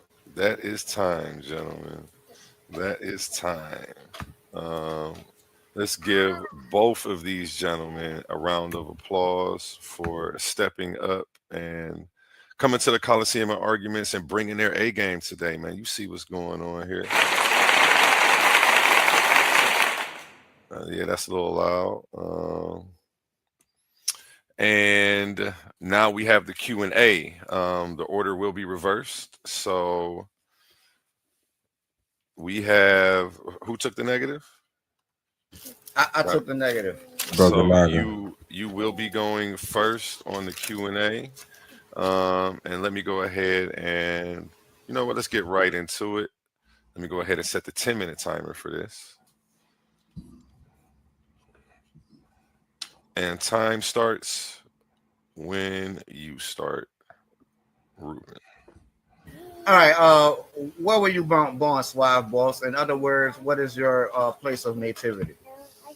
Melville, Indiana, America. Right. So, does your place of not nativity do you being black conflict with your place of not nativity? Absolutely. So, you being black conflicts with the fact that you're a native to Indiana. At the time, I was born in 1979, and when my mother had took me to the when she had went to the hospital to give birth to me, I was actually given a shot that only Caucasian kids were supposed to give because I was so pale. Um, so it was like, yeah, that was like out of the gate a conflict. Like, why did you give my son this shot and he's not Caucasian? I'm his mother. So yeah, Uh, does you being black conflict with the fact that you were born in Indiana and Indiana is an American city? Does that yes, conflict with your nativity? Okay, yes, next question. If, according to your first slide, being American is not exclusive to race or ethnicity, how does being black American conflict with being American? because even though American doesn't exclusively go to one race, America attacked an exclusive race of black people, and that conflict hasn't been solved, brother. Okay, where will we attack that? In America, All right, so exactly. So that but shows you that also it's not a globally, conflict. but in America. Okay, it is the title. Does being white American conflict with being black? No, it does American conflict with being black. That's why you also showed and you admitted even white people have a conflict with the way that America treats black people. There was white people in those slides with the Black Panthers. White people stand beside black people to fight for equality from America for black people. You're dead. That kind of supports my argument because that's the American thing to do. Americans Explain come how it supports your argument, bro. or it's my turn to ask the questions. It Okay. how do you feel like Americans coming together to fight for justice conflicts with the American way? Give me an example. America came together to fight for Uh, justice for what? Using the example you just gave with white, there were white people there with the Panthers. There were white people there during the Civil Rights movement. Yeah. These all were There was movements white that people. these There were was all white people. hold up. These were all movements that fought for justice and equality for Yeah. American citizens. Correct? Yes. Okay, so how does Americans, black and white, coming together to fight for justice and equality for Americans in America demonstrate a conflict between being American and being black?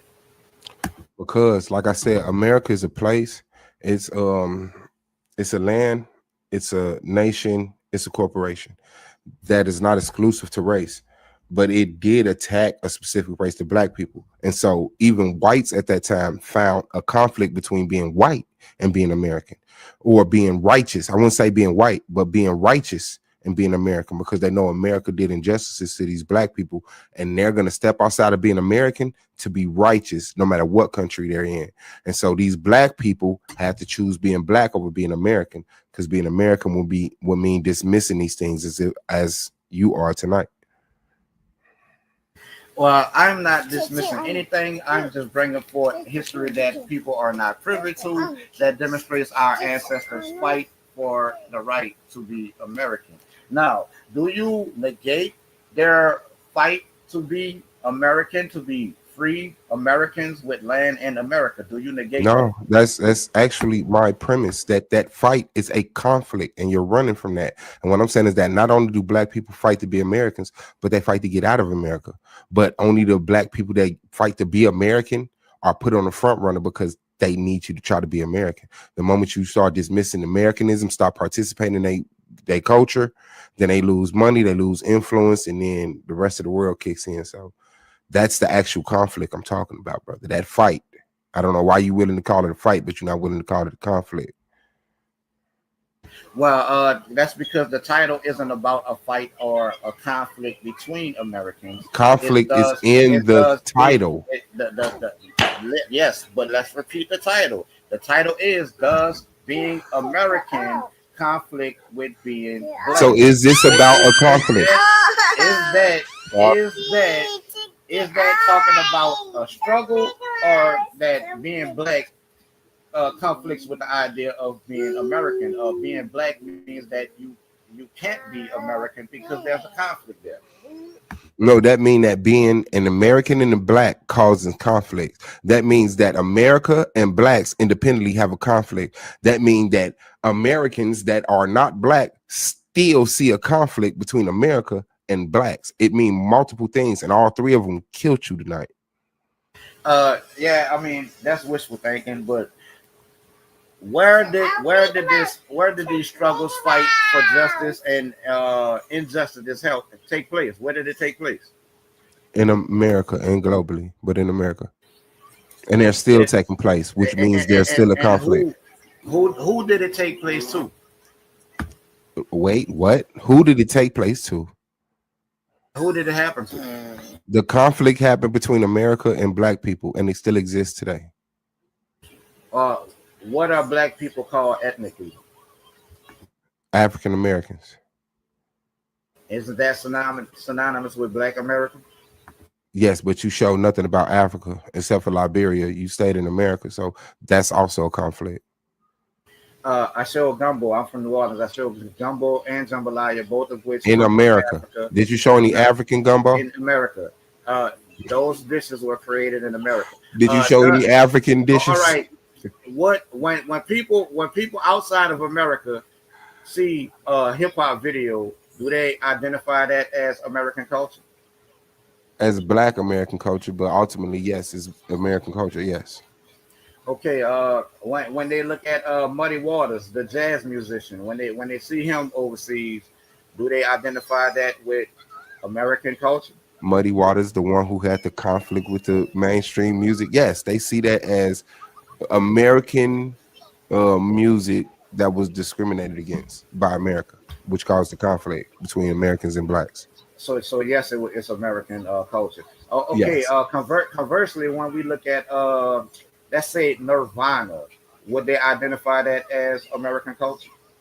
Yes, and it would be a very popular American culture because it's not black and it doesn't speak about blackness. Okay, so what's the most popular American culture today? White porn.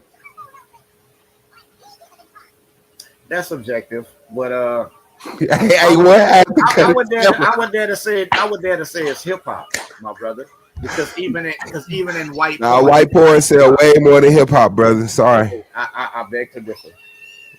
But okay, 2 minutes. I'm sorry, Dad. I apologize to Dad, but that's the truth. That's the truth. okay, Huey P. Newton, Shout right? out to UEP. Yes, sir. Was he non-American? No, he was American. He was a Black American. Right. What about Malcolm X? Was he a non-American? He was a Black American. Some people argue he was mixed, but he was Black American in my eyes. Yeah. Okay, when the world looks at this history about Malcolm X, how would they identify him as American? Yes, they would identify him as American. Doesn't dismiss the conflict. Would him being black negate the fact that the world would still identify Malcolm X as American? No, they would identify him as a unfairly treated American, which is why you know about him, because as a black person, he was saying, "Why am Right. I not being treated American?" So him being black wouldn't negate the fact that he would still be identified as American. So being American does not conflict with being black. Only to you it does. No, also to him and the whole nation of Islam, which he identified as, which America had a problem with and a conflict with. He didn't identify as American in the sense of it was a political, it was I'm born here, but he solely identified as a nation of Islam, a nation of black people without a land that America had a conflict with. You're Okay. dying. What nation was the Nation of Islam created? 20 seconds. The Nation of Islam was created wherever Farah Muhammad came from when he brought the message to the black man in America. It was created in America. It was created. by Black Americans. No, it was created outside of America. The Nation of Islam was created outside of America and then brought to the American black man by Master Farah Muhammad. that was loud, and but that is time. That is time. That is time, gentlemen. Um, Let me go ahead and reset this clock. Now it is on Suave Boss to question King Naga. Time starts when you start, sir. Okay, bet. What did your girl want when she called you? She wanted some of this Black American. Okay, bet. Does white supremacy exist? Yeah, absolutely. White supremacy exists. Do black people deserve their own nation?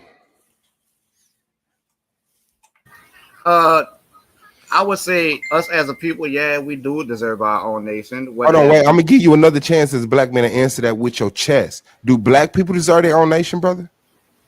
I would say yes, we deserve our own nation. Okay, I tried to give you another chance. Okay, understand. Did black people agree not to have no black people on the U.S. currency? Is that us being American? Like we agreed to that? Yes or no? We had no bearing in what's on the U.S. currency, but we had no bearing. So you didn't see the whole fight for Harriet Tubman to be put on the $20 bill? Wasn't that black people trying to be American? Did it happen, sir? The fact that hold on, let me reestablish the question just for clarity. Go ahead. Did black people speak up and say they wanted Harriet Tubman on the $20 bill? Yes. Okay. Did America do that? No. Okay. Is that a conflict?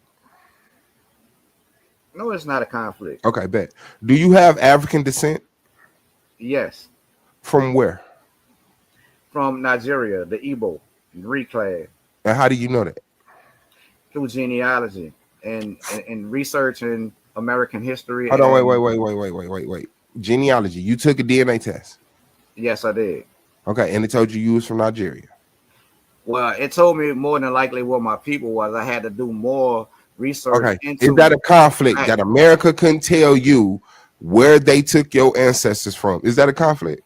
No, because when I did my research, America absolutely told me what my ancestors. Do you feel like the fact that you got to do so much research to find out something that's so natural to know, opposed to every other race, is a conflict in America? No, I don't see a conflict there because on the part of me that isn't African, that French ancestry, I knew more of that genealogy than the white man who shared the same name. Okay, you said you also have French genealogy? Yes, I do. And did your DNA test show you that? Yes, it did. Okay, and were those people black or white? They came over here black. And were they? No, wait. What was the source of your French blood, black or white? Can we be honest, please? Again, it's documented in the Library of Congress. It was three brothers who came over here named Melanson. Melanson in French means black son. It was three black brothers. Two of them were light-skinned. The two light-skinned brothers mixed with the white populations, and their descendants were mulattoes. So you had white ancestry in France, right? Because the black ancestry that migrated from France would have been classified genetically as African, right? No. Okay, so there's a black French genetic marker that you have in your pocket? Well, first of all, genetics don't point. No, do you have a black French genetic marker, sir? There is no such thing as a. So the black people who came from France would have been genetically traced back to. No, you answered it. So the black people who came from France would have been genetically traced back to Africa, sir? Not necessarily, because genetics. I'm moving on. That's cool. Because haplogroups do not denote ethnic groups. I know, brother. All right. Does America owe black people money? Reparations, yeah, reparations. Do America owe black people land? Reparations. Does America? I didn't ask you what is reparations. You answered the question. You said yeah. Does America owe black people land, sir? You're not going to control my round and teach me some useless information. Does America owe black people land? Of land and money is owed to black Americans. Okay. Does America owe black people a unbiased history? I feel like we owe ourselves. No. Wait. Do not dismiss white supremacy in front of me, brother. Does America, owe black people a unbiased teaching of history, sir? And I would answer that question no, because we Okay, could go bet. to the You same said no. we could go to All the right. same Does American America library I owe did. black people health care? America owes all of its citizens that. I'm asking about black people exclusively. I'm talking about the extra detriment to black people's. Yes, Okay, thank you, brother. Does America owe black people sovereignty? yes, Okay, brother, thank you. Does 5 minutes. America does America owe black people education? I would say no. Okay, bet I accept that answer. All right, and it just to get a clear, what is your definition of conflict? My definition of conflict as it relates to the title of the debate is that you cannot be black and be American, which you are And where basically is your doing source to for be that black American definition? because of what it is to Where's be your American. source for that definition? It was in my presentation. I defined what it No, is where to does it be come American. from? Where does it come from? It comes from Merriam-Webster, the Okay, definition of so what American. is your definition of conflict again? A conflict is something that you're at odds with. And being black is not in odds with being American because you could be black American, as you admitted. Does America owe black people reparations, sir? Yes, Okay, and you don't see that as a conflict. I see that as another fight that we have to Is a fight fight. a conflict? Yes, but we are still So Americans is that a regardless. conflict? Is America owing black people a conflict, sir? Yes, but that is not Okay. conflicting between being American and being black. That's Yeah, I got you. conflicting Okay, between so us the being death of Charlie ordinary Kirk. Jews. Did you care about the death of Charlie Kirk? I don't give a damn about Charlie Kirk Why not? He was American, right? because he's just not my And guy. please refrain from cursing because they take points for that. I'm saying he's an American, right? Right? Yeah, he's just an And are American you an citizen. American? Are you an American? I absolutely am. Yeah. Okay. So should Americans fight against terrorism, domestic and foreign? Yes, we should. So when Charlie Kirk was murdered by a person on American soil, just having an open debate at a college, why don't you care about that as an American? Because it's white on white crime. No, wait, it's American injustice. Yeah. Now you're introducing You want to race. make it? Now you're being black. Do you You're see the making it black and conflict? white. Do you see the conflict that you cannot be American? You're Yeah, abandoning being American to be black. there is no Are conflict. you okay? Here's my question. White on Here's white my crime question. and Here's my black on black question. crime are Here's both my different question. I American would like to crimes. get my time. I would like to get my time. Here's my question. Did your conclusion and whether you should care about Charlie Kirk's death, did it call for you to abandon being American and be black? No. Okay, so as an American, you say that's white on white crime. Yeah, the same way Americans say that's black on black crime. Both are American And problems. is that a conflict that Americans say, hey, that's not American crime, that's black on black crime? No, Do you see how you just murdered yourself twice? that's No, not is that a conflict with America looking at us kill each other and say that's not our America. business?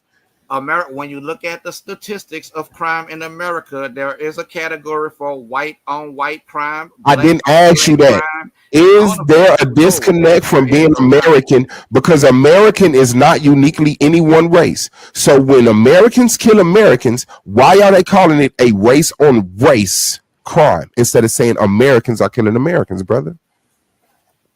Because those numbers are categorized so they can see which demographics committing which crime and to whom. Which That, racial demographic? Which racial that- demographic?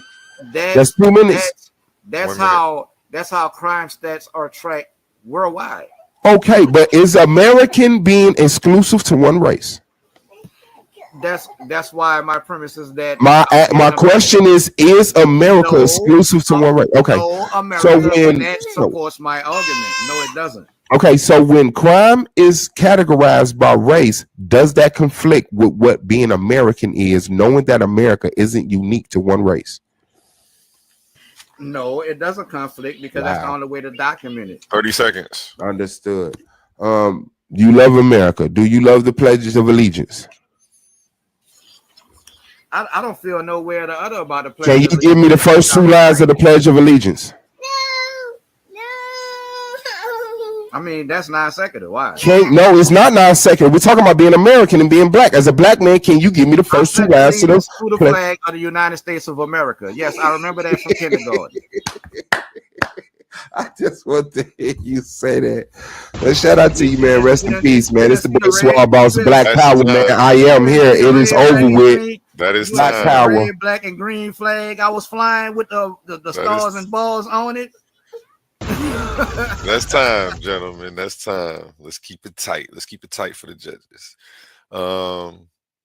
Let's give both of these gentlemen a round of applause for an amazing first, second round, and third round. Now we're going to go to the closing round, but not before a word from our sponsors. And if you don't know, now you know, in the words of but I can't even take myself serious right now. In the words of Big Papa. Where my ads at, man? Here we go. In the arena of ideas, words are weapons. Confidence is your armor, and every Titan needs their gear. From the Titans Debate League comes a movement born from energy, faith, and power. Custom debater tees, spiritual wear, and PVO gear guaranteed to uplift your spirit and elevate your mindset. This isn't just fashion, it's identity, it's purpose, it's power. Join the movement, step into the arena. Shop now at ColiseumOfArguments.com and wear what Titans believe in.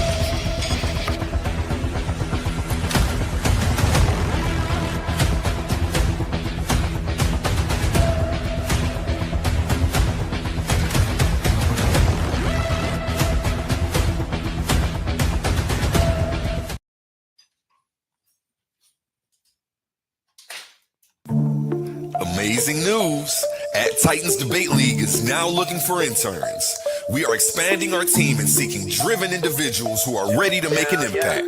We're on the hunt for talented people to join our marketing team, a charismatic new host, and creative minds who can produce amazing content. If you have a positive attitude and are used to winning, because that's what we do here, then we want to hear from you. Join us and contribute to a culture of excellence and success here at Titans Debate League. Email us today, titansdebateleague@gmail.com. Looking forward to hearing from you.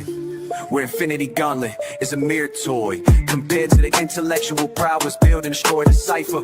Intellectual sword to slice you, or whatever device you recommend. Surgical precise pen, hand get heated, the room will spin. If man get treated, them goals gon' spin. Level heads with feet, paradigm the box you in. Got a pair of red dimes in the box you in. Don't matter paradigm, paradigms, your clock won't spin. Hear the sounds of the trumpets, start the rounds in the gauntlet. Get down. In every debate, there's power, passion, and purpose. Titans Debate League isn't just a podcast, it's a movement, a place where big ideas collide and voices that matter are heard. But to keep this arena alive, we need you in our corner. Your support through Cash App isn't just a donation, it's an investment in truth, in dialogue, and in community. Every dollar helps us bring sharper debates, stronger guests, and bigger opportunities for growth. And here's the best part. When you give, you're not just supporting us. You're standing tall as part of the Titan family. We see you, we value you, and we appreciate you. So if you've ever felt inspired, challenged, or entertained by what we do, show some love and send your support to $Titans Debate League at Cash App today. Again, that's $Titans Debate League at Cash App today. Together, let's keep this debate alive, keep the fire burning, and keep the Titans rising. Have a blessed day.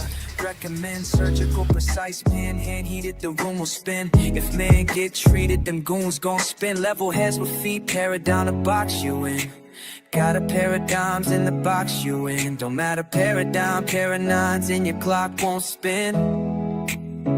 Hear the sounds of the trumpets, start the rounds in the gauntlet. Get down and lay down when we're stomping. It's the clash of the Titans. Hear the sounds of the trumpets.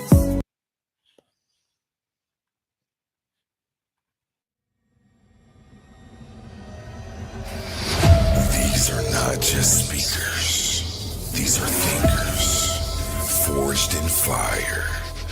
Warriors of words stepping into destiny. Welcome to the Coliseum of arguments, where logic clashes with conviction and ideas spill like blood in the sand. 16 titans, 16 minds, one path to immortality. They come seeking truth, they fight for redemption, they burn for revenge. Featuring the intellectual elite of the Titans Debate League. Every round a new war, every word a new weapon. Every titan ready to fall or rise in glory. This is not debate, this is combat. Step into the Coliseum of arguments. Only the brave speak here. Are you not entertained?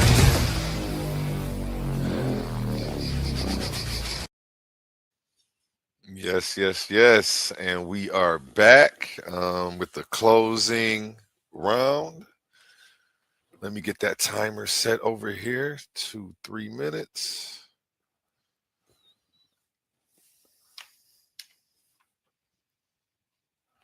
Okay. And who took the negative? It's That'll on be you. King Naga. Yep, it's on you, King Naga. All right, let me go ahead and Time. share my screen right quick. Okay.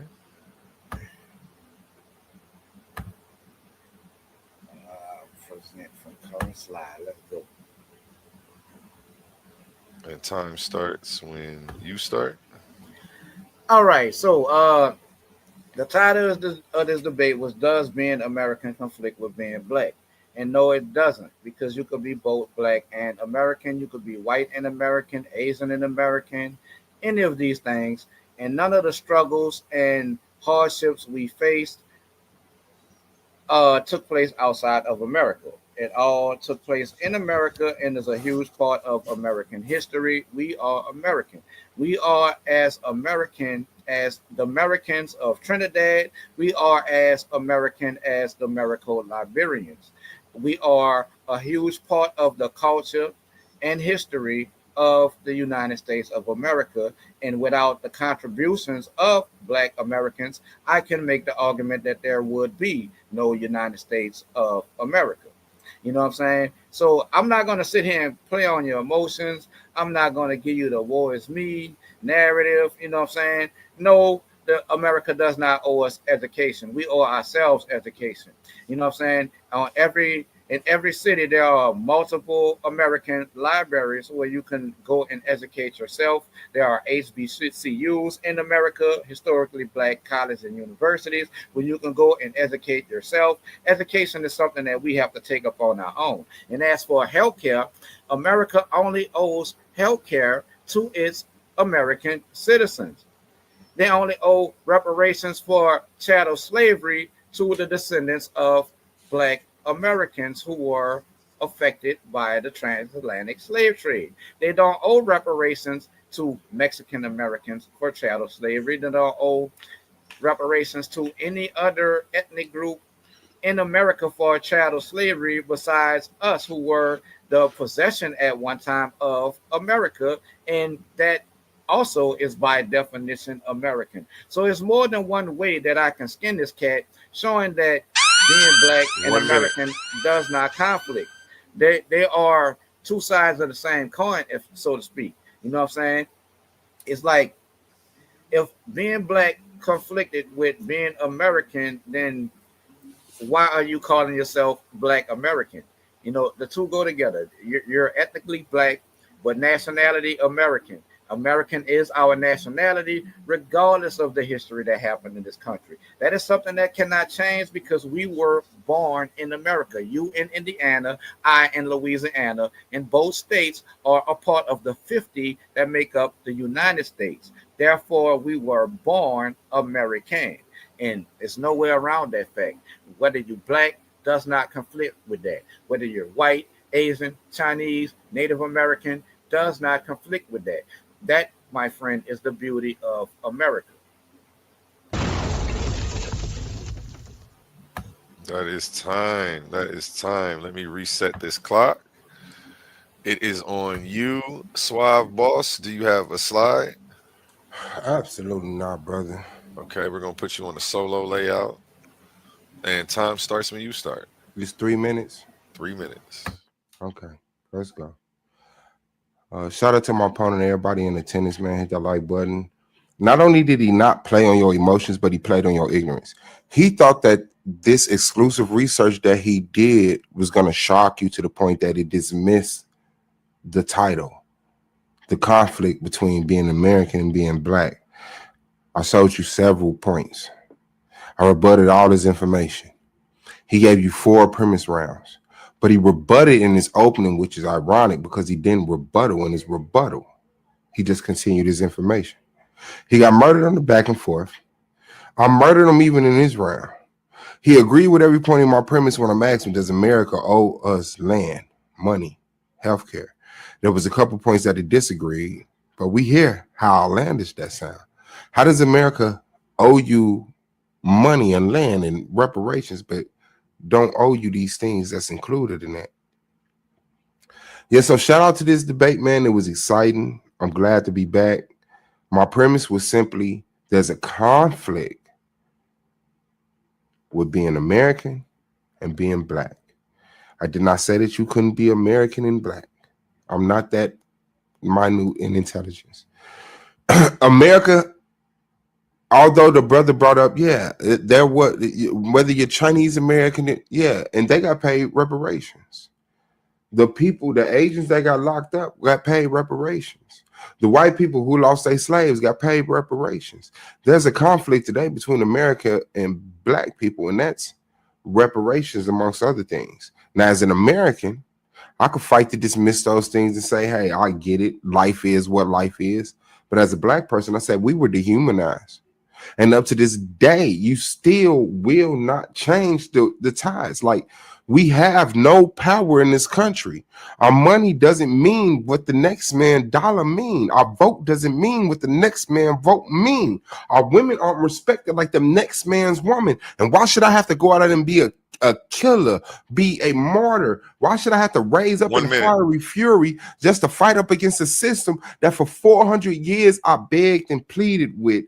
Just understand me this time. We're still hanging on to a voting system that's kicking us in the rear. But I'm telling you like this.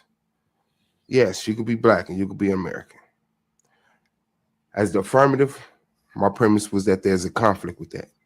As the negative, he was supposed to combat that, and he did not.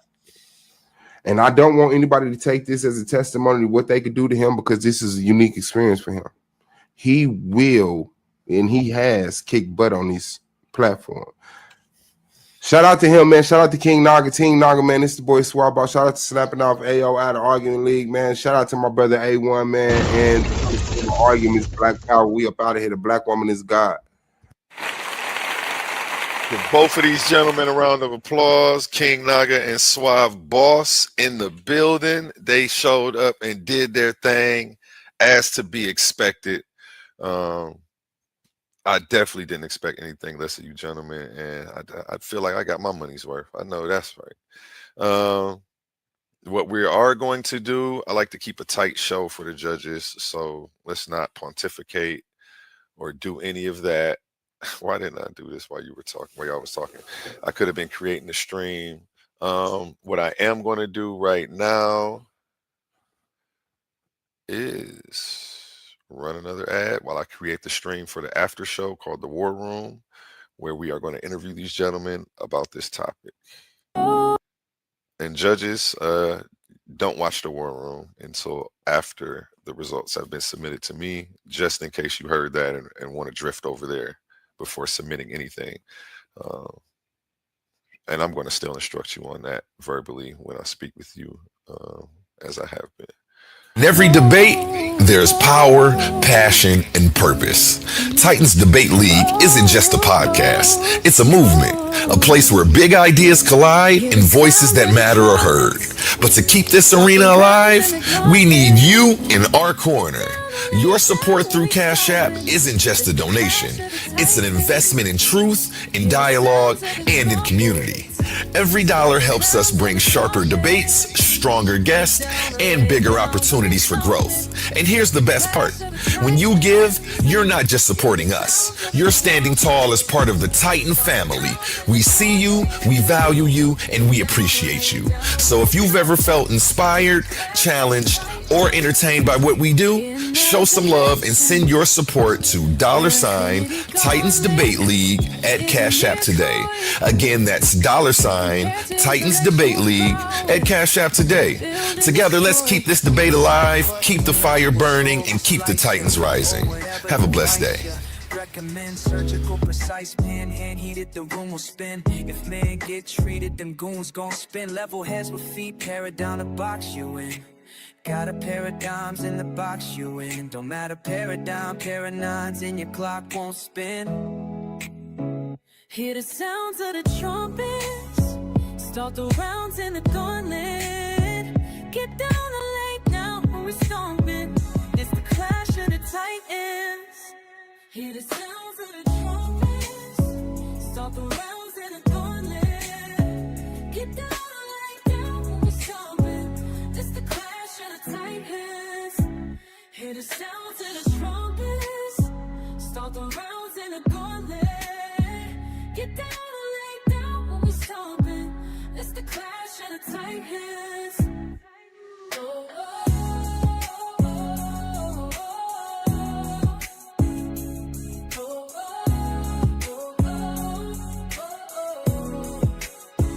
Hear the sounds of the trumpets. Start the rounds in the gauntlet. And okay, we are going to be doing Q&A, and the stream is created. Let me copy this link over to everybody. You gentlemen can stay in the back for a split second when I end the stream. Let me view it on YouTube. Copy it over here to you guys. Okay, I'm dropping the link in the chat right now. Man, send a Cash App to Titans Debate League, man. $Titans Debate League, man. Shout out to A1. Shout out to Absolutely, Sister absolutely. Morphine, man. Support the league, bro. Support the league. We understand what it's about, man. A lot of work is being done in this. This dude is doing some intricate stuff, man. Shout out to A1 and whoever is his team, because I don't believe he's doing this by himself. But if he is, send him a Cash App, man. Real talk, man. Shout out to Naga, man. I'm sorry if this is like off the script, but shout out to the Brother King Naga, man. That dude was a hard dude to disagree with, and I promise I accept whatever the judges deliver. Clarity of mind, man, and health to the judges, man. Black Power. I hope we entertained y'all tonight, for real. Yeah, absolutely, man. This was one of my best debates. You know what I'm saying? It was just like the first time I debated somebody that I didn't have like smoke with. You know what I'm saying? So it was kind of hard for me to find somebody we conflict. You know what I'm saying? And we both put out great performances tonight. You know what I'm saying? I hope the people take in the information from both sides and digest it. You know what I'm saying? Because it's all valid.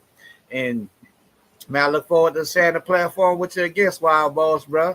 You know what I'm saying? Go ahead and all plug your platform, because the people need to come over there and give you a follow, man, because you got a lot of good content, interesting topics you be speaking on, bro. And, you know, we need to support each other. You support Naga, I support the Argument Lead, I support the Coliseum of Arguments. You know what I'm saying? And for us A1 go, bro, it's like he reciprocating the love you show him. If you come over, you show the platform love, then he gonna come to your platform and show your platform love.